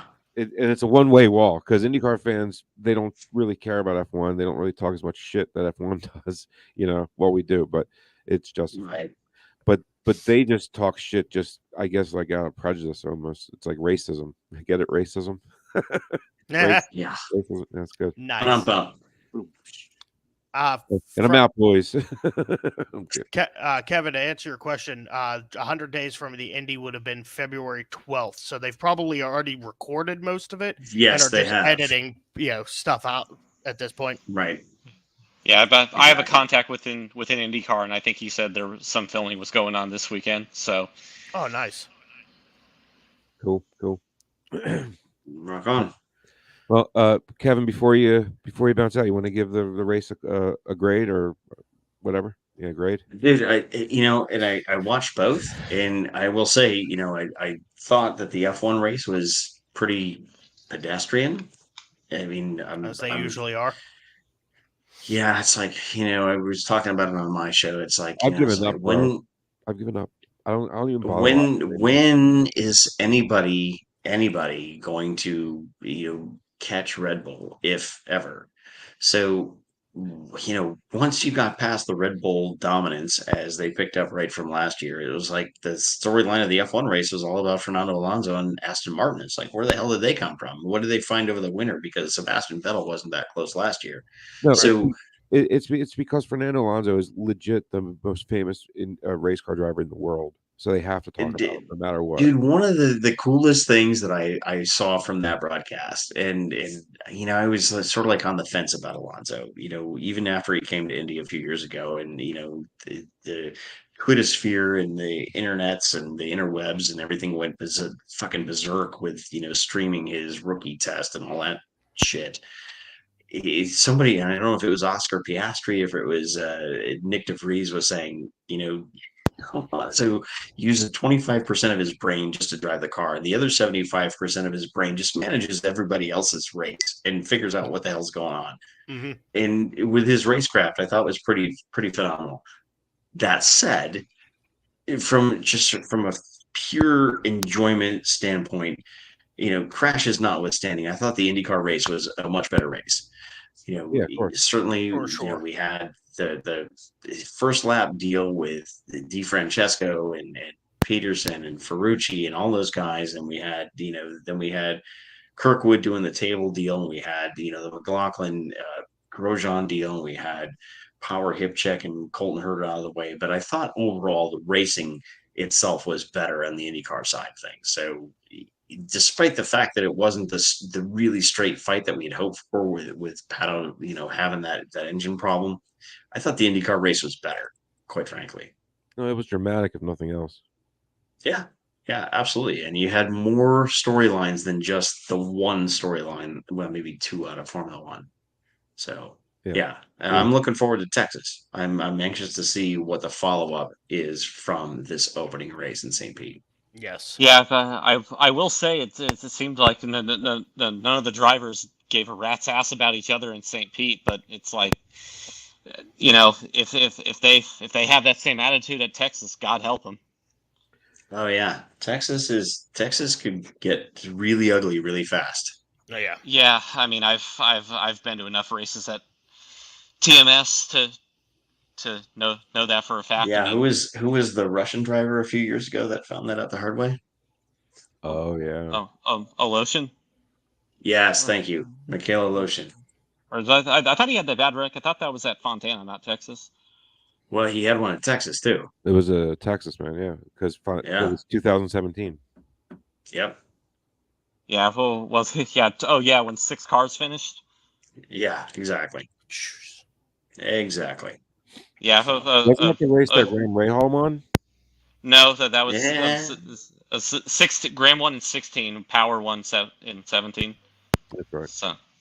But I mean, I remember. That's right, because that was a race that Will won a race and then bitched and complained after in the post race interview, bitched and complained about how the series was going and how they're handling shit and what are we doing, this and that.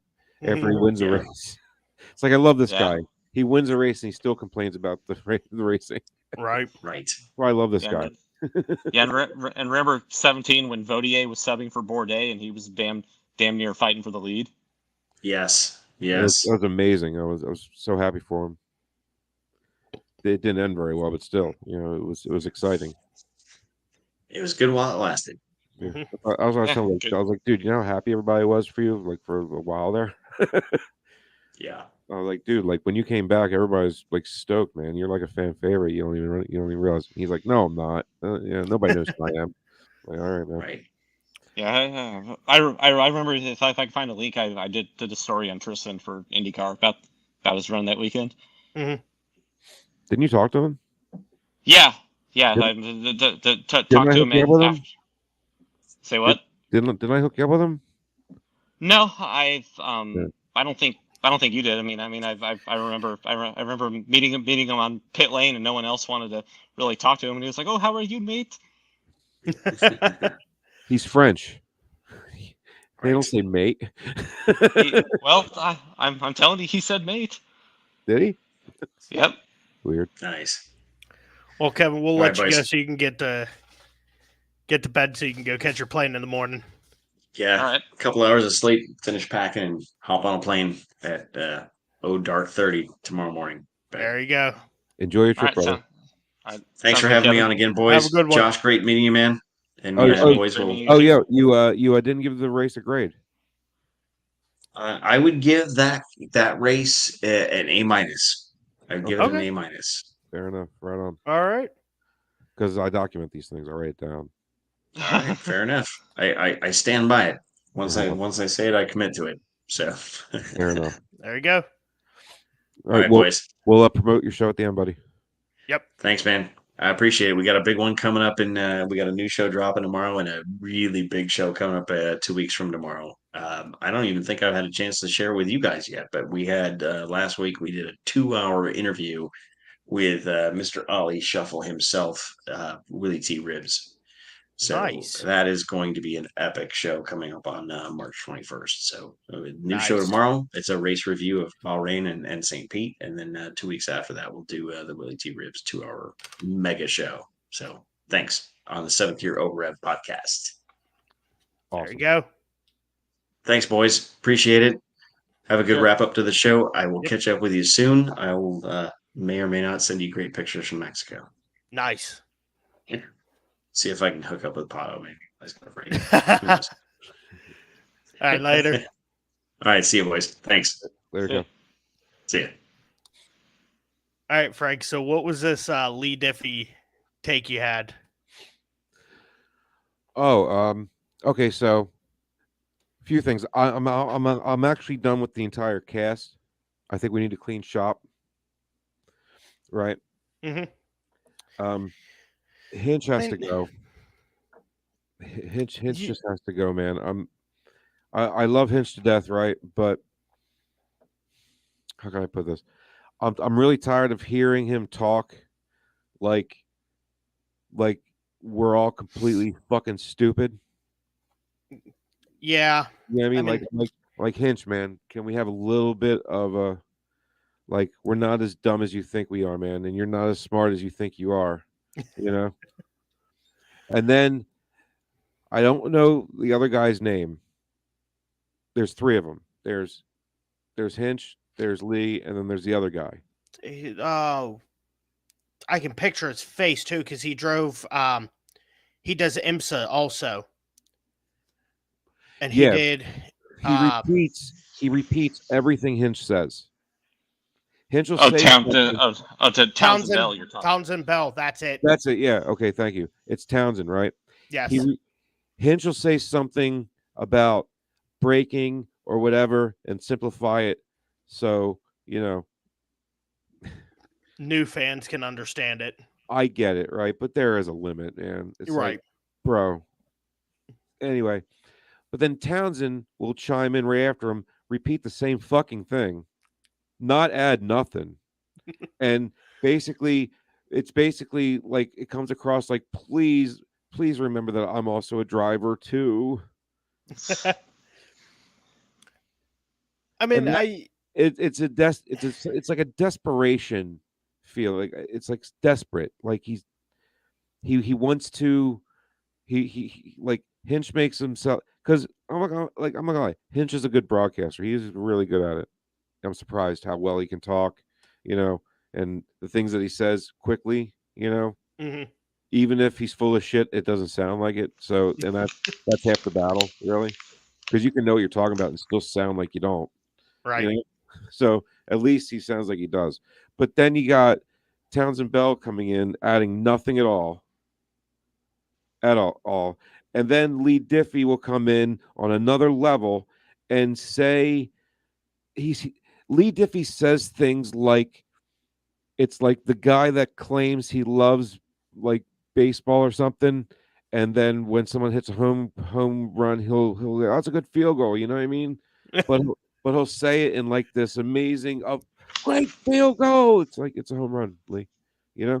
Like it's just and I understand that Lee does a whole lot of different series. I get Right.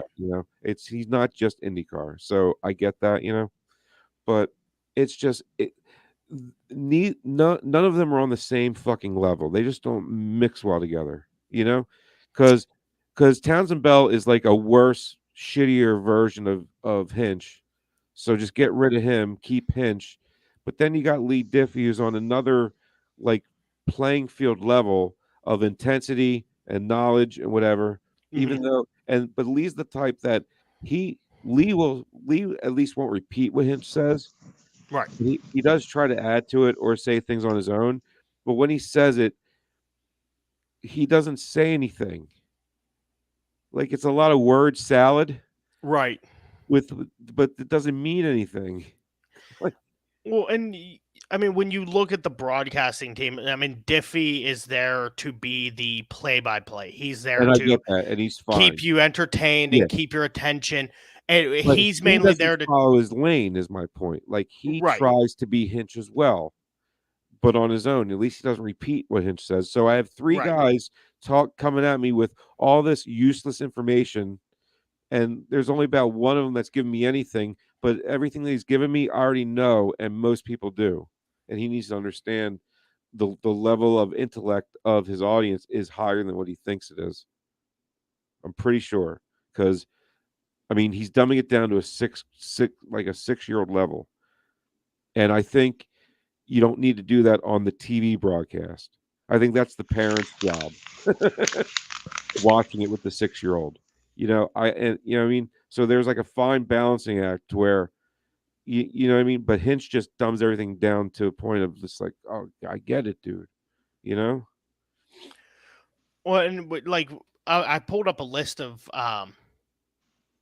other, like all the commentators.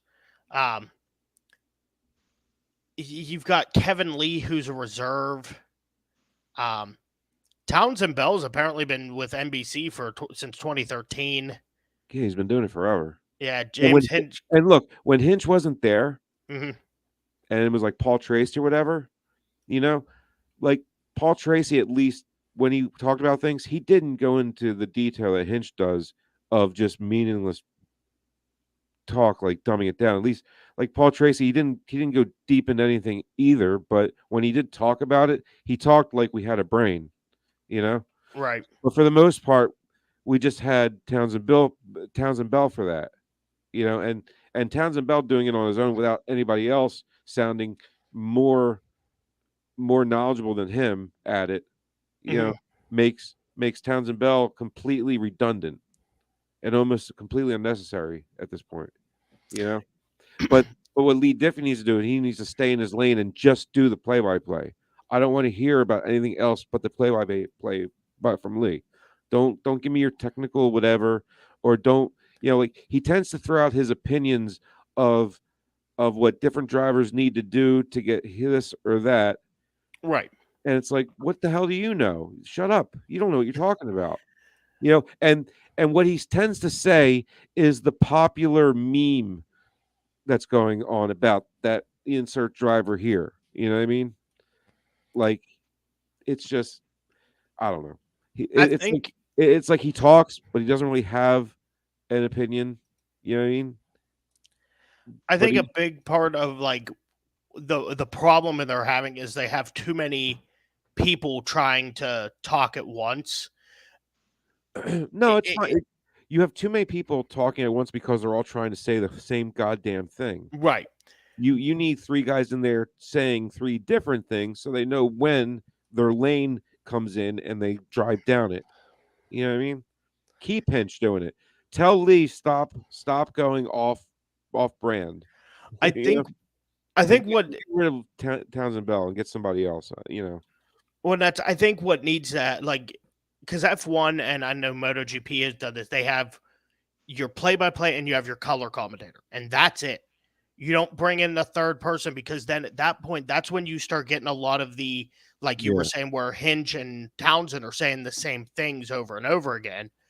You know, if you have Diffie and Townsend or Diffie and Hinchcliffe, the NFL has it perfect. Two guys, one guy's the player, the other guy's the color, and they stay in their lane.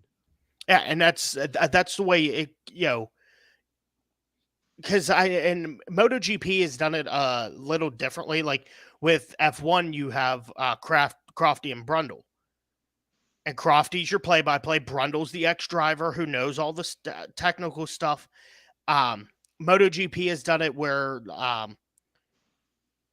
the past few seasons, it was Steve Day and Matt Burt, and they both sort of went back and forth. Steve Day has left and gone to do British Superbikes, and it's become Matt Burt and Lewis Sotheby, where Matt's more the color, or Matt's more the play-by-play, and Lewis does the color. So they used to have it where it was two of them trying to work together, and have gone to that like what F1 does. And I think that's kind of what IndyCar needs to do. They need to find that team, or try to find two people that work well together. Well, I mean, I think Hinch and Diffie do fine together. Just Diffie needs Right. to stop, and Hinch needs to elevate his I don't know what he needs. He just needs to, you know what I mean. And then Townsend just needs to, I don't know, go be a shitty driver someplace else, a shitty ex-driver someplace else. But you know, or get rid of Hinch and then keep Townsend. But or you know, if you're gonna have three people, at least the third person, have them come in with levity. You know, actually be kind of funny. You know, because that's why Paul Tracy worked so well. I thought, because the dude was funny. Get Dale Earnhardt Jr. back in there. No, I can't stand his fucking accent. They've got him listed here as a color commentator from 2019 ongoing. Yeah, I'm like, that's for the Indy 500 though. Yeah, that's why I was thinking like that's one time a year, and usually he's running around with like Rutledge Wood the whole time. Yeah, that I can't stand that guy either. My. Huh? I was just saying my in agreement. Oh yeah. But, Dale Earnhardt Jr. is on this list twice now that because I'm looking down and there's pre-race analysts and presenters. It's got Danica, Earnhardt Jr., Rutledge Wood, and Dale Jarrett. The worst lineup in history of TV history. But yeah, and, literally, I turn the channel off every time Danica comes on. I can't take it. I'm like, ugh, nails on a freaking chalkboard. I will say I do, agree with you that they need to figure something out. I think for some reason this weekend really came through. Like if you watch it again, you just listen to what they're saying. It really they're just smashing their heads into a wall, man. It's brutal. Yeah. It's brutal to listen to. And maybe it's the fact that it was the first weekend back, and as they go through, maybe they'll get up to speed and back in the groove of it. But I just want Hinch to talk talk to the audience like we're a little bit smarter than what you give us credit for, man. That's all I'm asking. And a lot of times especially with these newcomers to motor racing, because of Drive to Survive, you kind of have to. I get it, but you know what I mean? Like if somebody wants to learn something, it shouldn't be up to the commentator during the race's job. It should be your own. If you want to learn it, then learn it. It's easy. YouTube. Right. There's so many. It's not like it's 20 years ago, and like you couldn't get like useful information at a flick of a thumb. You know what I mean? Like I don't know. Well, in between YouTube, social media, podcasts like this, there are plenty of places to look. IndyCar on their website has an IndyCar 101 feature. It's on the app also. So, I mean, if you really want to learn, you can just sit on the app and that's my go point. Through the 101 section. That's my point. It's like, trying to force somebody to learn something, it's never going to work anyway. Yeah. But at any rate, so moving on. That's all I had to say about that. So it just bugged me. No, I mean, it you bring up a good point. Like I said, there's definitely like I don't think getting rid of Lee Diffie is the answer. He's such a commodity for IndyCar to have. Yeah. I'm just saying he needs to stay in his lane. That's all. Josh, do you agree? Agree, disagree? Yeah. I mean, I think Diffie is passionate, but I think he tends to overcall the moment sometimes. Mm-hmm. I mean, to be honest with you, it's like I don't have much of a dog in this fight. I mean, I usually just, I let the pictures kind of speak for themselves, and I don't know, maybe I'm weird for that. Yeah, but while I'm watching the race, I have to hear it. So yeah, and I will say because I can't choose to not hear it and put the radio on. Well, I mean, game. Well, I mean, I guess a good analogy would be like if you watch the last lap of the 2021 500 where Lee Lee Diffie is calling. It's like saying, Elio's got a whole gaggle of cars in front of him, and he was like, in a way, kind of catastrophizing that it's like Elio's not going to navigate it. But like if you switch to the IMS broadcast with their turn by turn, all they do is just let the obviously with radio you don't have the pictures to aid it, but they Right. pretty much just talked it through of Elio's navigating the traffic, Pelot's closing. Yeah, no, I'm not going to deny that Lee Diffie can make anything exciting by talking about it. I'm just saying, I don't need to hear his opinion. Yeah, I just don't care. Yeah, And usually his opinion isn't really his. It's just something he's repeating. That's something he's read or heard. Mhm. Whatever the most popular saying is about that driver recently, he'll be all over it because it's probably on some spreadsheet in front of him. Yeah, well, well, I think he said at Iowa one year I forget who won the race, but he said something about American drivers, and he said the next Jimmy Vasser, which, all due respect to Jimmy Vasser, I don't think anybody's ever used that terminology. When I think of great American drivers, he's not there. Yeah, right. yeah. AJ Foyt.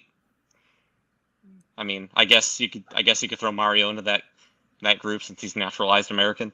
Unser. Yeah. Mears, Sullivan. Mm-hmm. Yeah, Rahal. I put Rahal in front of him. But yeah, I will say about commentary, it is so important. I never realized how important commentary was. For our MotoGP podcast that I'm a part of, we're doing a rewatch series where I'm going back and watching MotoGP races from 2002 until I catch up with the series. And for a lot of 2002, there was no commentary. And to sit there and watch those races is without any commentary, without knowing what is happening, it's really hard to follow along. So I've gotten a whole new appreciation for commentators and what they do and how engaged they keep fans and stuff like that. Well, sure, yeah. But like it's you really notice it when you go to an actual live football game. Yeah. You're just watching things happen. You're like, man, nothing happens during this game. It's a whole lot of nothing. Mm-hmm. So, but yeah, all right. So let's move on. So, grades for the race. Josh, you want to go first? Yeah, I'll give it. I'll give it. I'll get in line with Kevin, and I'll give it an A-. So. Okay, right on. What was the most? What would you say was the standout moment of the race to you? I mean, the way that A- for you. Grosjean and McLaughlin coming together, certainly that was that was a defining moment. I mean, which I kind of, even though they shook hands on it, I don't really know if Grosjean can really throw all the blame at McLaughlin there. I mean, his tires were up to speed. He could have gotten them in the next corner, and it's like, where else do you think McLaughlin's going to go? Right. But I still am kind of lukewarm towards Grosjean. It seems like he's got a lot of hype around him because he was in Formula One, and he survived this big crash. But it's like, in F1 we saw he spectacularly was involved in some pretty heavy hits, and and then like when he drove for Lotus, Kimi Räikkönen took him to the woodshed. And then there was that famous incident where he at it was Azerbaijan, where he just crashes into the wall. He's like, I think somebody hit me. It was like, no, you just drove into a wall. Yeah, but while we're on the note of crash, Baku, right? That was Baku. Yeah, Baku. Yeah, they said his right front suspension snapped. Yeah, while we're on the topic That's why I felt like I hit him, because just all of a sudden happened. Yeah. Right. Yeah. But while we're on the topic of crashes, thank God for the aero screen, because if you look at Benjamin Peterson's car, Yeah. that would have been the scene from a horror movie. What did it look like? The aero screen was intact, but it was pretty cracked up, and the entire nose of the car, and you could see the scrape from when he nailed D-frame. So he was the one that nailed Francesco or whatever. Yeah, I'm not. No, it was Peterson. Oh, was it? Yeah, Oh, but there you go. Say what? It was a red Centec car, wasn't it? Yeah, well, Isn't that no, it was. They're both Foyt cars. If maybe that's where. Oh yeah, okay, fair enough. Yeah. Oh yeah, Yeah. right. I guess that's the same. Okay. If you look at the race for so long, I couldn't really differentiate the cars. Anyway. So, but I think as I said earlier, I think Marcus Ericsson kind of Scott Dixon, not like directly to Scott Dixon, but he's certainly Scott Dixon's his way into a win, just kind of being there at the end. And yeah, Pato's engine just gave it to him. So yeah, right on. So A-. How about you, Matt? I'm gonna give this. I'm trying to teeter between a B+ and an A-. What was your standout moment? Standout moment would probably been the first wreck, because that was sort of like, and I was thinking about going with the Grosjean McLaughlin incident, just the way the pit stop went so well. You got McLaughlin getting out just ahead of him, and the whole incident. But that first crash was like sort of like a precursor, like, this is what you're going to get the entire race. Yeah, you're going to have this, and you're going to have the VK Harvey crash, and you're going to have the Herta crash, and you're going to have McLaughlin and Grosjean. So, this race is going to be insane, and strap in for the long haul. But yeah, for my grade, I'm going to go B+. Right on. Yeah, I'm gonna give it like a A-. Yeah, definitely. Yeah, the standout moment to me was the McLaughlin Grosjean. How he beat him out of the pits. That was awesome looking. Great racing there on McLaughlin's part. But then how that ended was just so dumb. I've never seen a wreck like this take place after some great racing like that between the leaders, and then watch two guys' race just completely go to shit. And it's like, well, this race just totally reset itself. It was the most upsetting part. Not upsetting like emotionally. It was the most upsetting as far as the flow of the race and how things were going and how it changed just the face of the entire race up to that point. Right. Because up to that point, it was pretty much Romain Grosjean and anybody else who could challenge him until that happened. And then it was just, who knew? Who knows? No one's safe in this race. But that's what I liked about it. It was it was very high drama, because you didn't know what was going to happen. Because at first it felt like at least the leaders were kind of safe, because they were away from all the madness. But then after that happened, you're like, it doesn't matter where you're at. But I enjoyed it because it gave that extra level of drama to what was going on already. And then the Pato thing, it's like, man, you can't write this shit. Yeah. You just wouldn't be that cruel to somebody. Yeah, I will say who I felt bad for is Kyle Kirkwood. Why? Yeah. Dude? He flew in the air, landed it, and kept going. I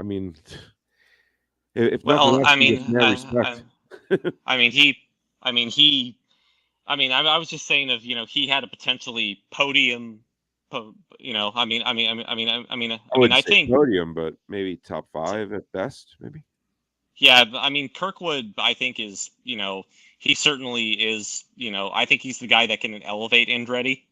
I mean, talent wise, if you look at his road to Indy I would stats, and say it's the other way around, though, Josh. I would say that Andretti has the potential to elevate Kirkwood. I mean, Because Boy couldn't do it.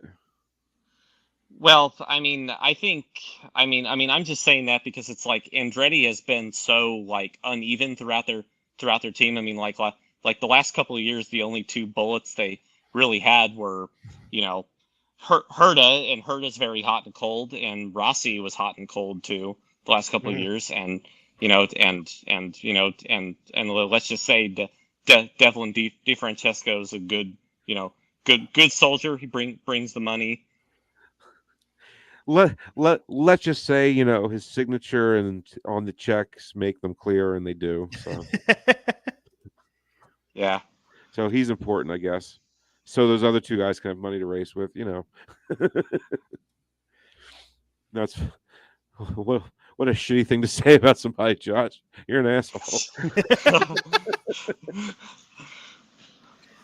Well, I mean, good work if you can get it. Yep. Yeah, tell me about it. Yeah.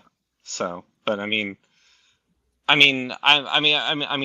will say to give Foyt a little bit of the benefit of the doubt. It's like, you know, Foyt doesn't have the money to like go out and hire the good people, and even like, you know, getting a guy like Michael Cannon like they have this year. You know, Listen, Michael Cannon's when you tell me that a team doesn't have plenty of money to do whatever, that's bullshit, because the team doesn't spend any money on the driver. whether they don't have them or their own money. The team just owns the equipment, so the driver can rent it for the year, give them a shit ton of money, and the other half goes towards the racing end. And then do your best with what you can with this. You know, I'm not going to say that other teams don't spend more above that. All I'm saying is the amount of money that the drivers have to pay these teams just to race a full season is insane. So they should have plenty of money. You know, I think 19 million is plenty enough. You know, but I think that's why all the cars are so like equal and even, and the parity is so strong in IndyCar anyway, because everybody spends about the same amount on everything. You know, some teams spend a little bit more, some teams can't, a little bit less, I guess. But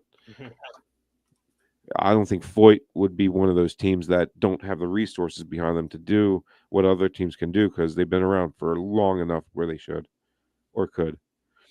But who knows? For some reason, the effort's just not there on the owner's part. I don't know how the inner workings of Foyt works. No idea. Yeah. Well, I mean, did you know that AJ Foyt Racing only has two wins since 1999? That doesn't shock me. Actually, the 2 wins shock me. Who are they? Ayrton Dare at Kansas in 2002, which which now you, me, and 10 other people know that. well, and thank you for thinking we only have 10 listeners. Go on. Yeah, and Takuma Sato at Long Beach in 2013. That's even more shocking. Yeah, well, and guess how many? I was talking to a friend earlier before I jumped on. Guess how many wins on road courses that team has throughout its entire existence? 1. Well, 2 if you count. I was about to say 2 because you at least named 2. Yeah, well, Takuma at Long Beach in 2013, and AJ Foyt won at Silverstone in 1978. Jesus. Does not even count, though. Well, I mean, the man IndyCar himself. You saying about the man himself won at Silverstone? Yeah, but he won. He won in his own car, and at the time was he it built. IndyCar? Yeah. Oh, It was IndyCar's one and only time they ran at Silverstone. Okay, because when you say that, I'm like, when the hell does IndyCar ever race at Silverstone? 1978. There you go. Yeah. You You and DeHardy are filled with the most useless shit I've ever heard in my life. Yeah. Well, I did write a story about the kart race in Hawaii that never happened. Oh boy. A lot of meat on those bones. It sounds like. Go on and tell me about the race that didn't happen. So we're gonna need time for a whole nother show to do that. It's that in depth. Really? Somewhat. Just it's a microcosm of how of a lot of the shit of, even though Cart, as great of a series as Cart was, they were kind of successful in spite of themselves. Just kind of a microcosm of how how the management Well, let's be honest. went down. Let's be honest. Both series went to shit after they split up, and rightfully so. They should have. They Well, both yeah. deserved to fail the way they did. Yeah. Because they both were at fault for it. There's no one person at fault for that. Both stubborn, greedy assholes. Mm-hmm. You know, that's all I'll say about that. So yeah. Here's a theory I'll throw out there, not to go too deep down this rabbit hole, because it's a rabbit hole. If something like that would have happened today in the era of social media, do you think it would have even progressed to where it got to? Because it's like, if would sponsors have been like, if this shit's gonna happen, I don't know if I want any part of it.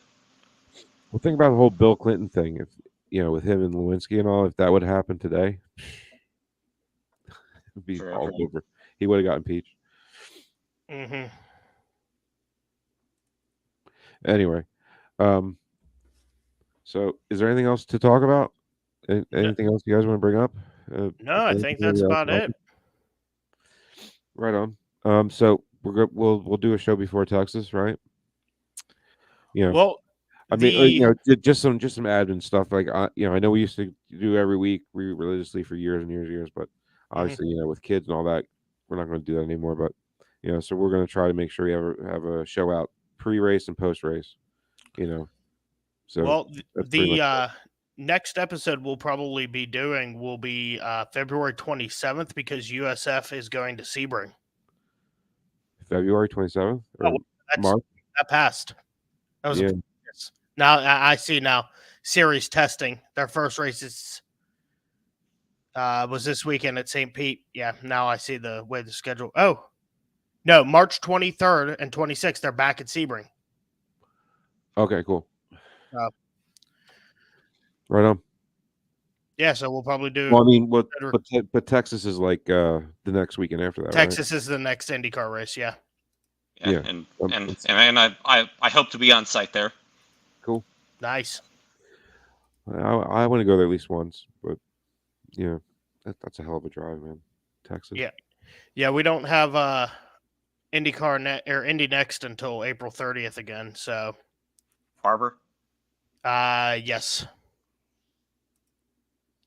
Right on. All right. Well, I think that's it. I think we did. Josh, thanks for coming on, man. Oh, thanks. Thanks for the invite. Sorry I came so late. Not a big deal. And Matt, as always, it's a pleasure. Pleasure. Yeah, be sure to follow us on. We're pretty much on every social media now, aren't we? Yeah. Yep. I think short of like Instagram and TikTok, but you don't want to see any of that.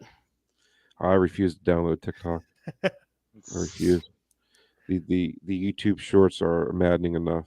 Yeah. And from the looks of it, it's just TikTok repurposed into YouTube videos. So, I guess I'm watching it anyway. Yeah. But yeah, I know we're on YouTube, Twitch. We had a comment. Sorry, I didn't have the comments open. But Short Forever says, "Hi guys, greetings from Argentina. Please talk about Canapino. Sorry, I'm getting used to his name. Debut and Callum with Juncos Hollander Racing Team. Yep, we did in the beginning.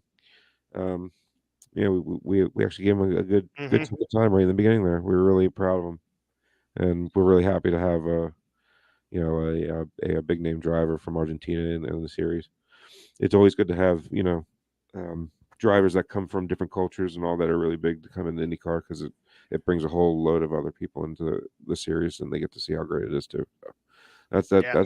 That's really IndyCar's. IndyCar's best quality as far as promoting itself is its drivers, hands down. Drivers brings the fans in, and then the racing keeps them here. Definitely. So thanks for your comment. And Dave Gorey. Oh shit, Dave Gorey. He is correct. Look at how long some of these crashes went on. Yep. Yeah. Yeah, Dave Gorey. I haven't talked to him in a while. And then Dave Skeen was on talking about all the crashes and everything. So it's always good to hear from Dave. Haven't seen Dave in a while.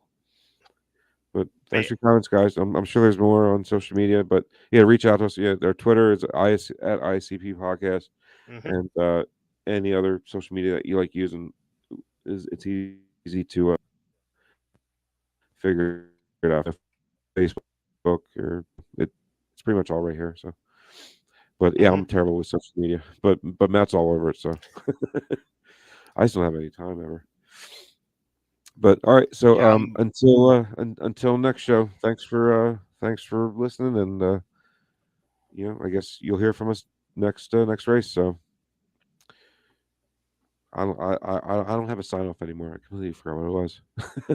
We used to have one. It was probably something Jared came up with. So yeah, I mean, it used to be something Missy would do, and then Missy stopped doing the show because Jackson and everything. So all right, see you guys. Well, until next time, keep it flat out. Oh, that's cringe. I had to think of something.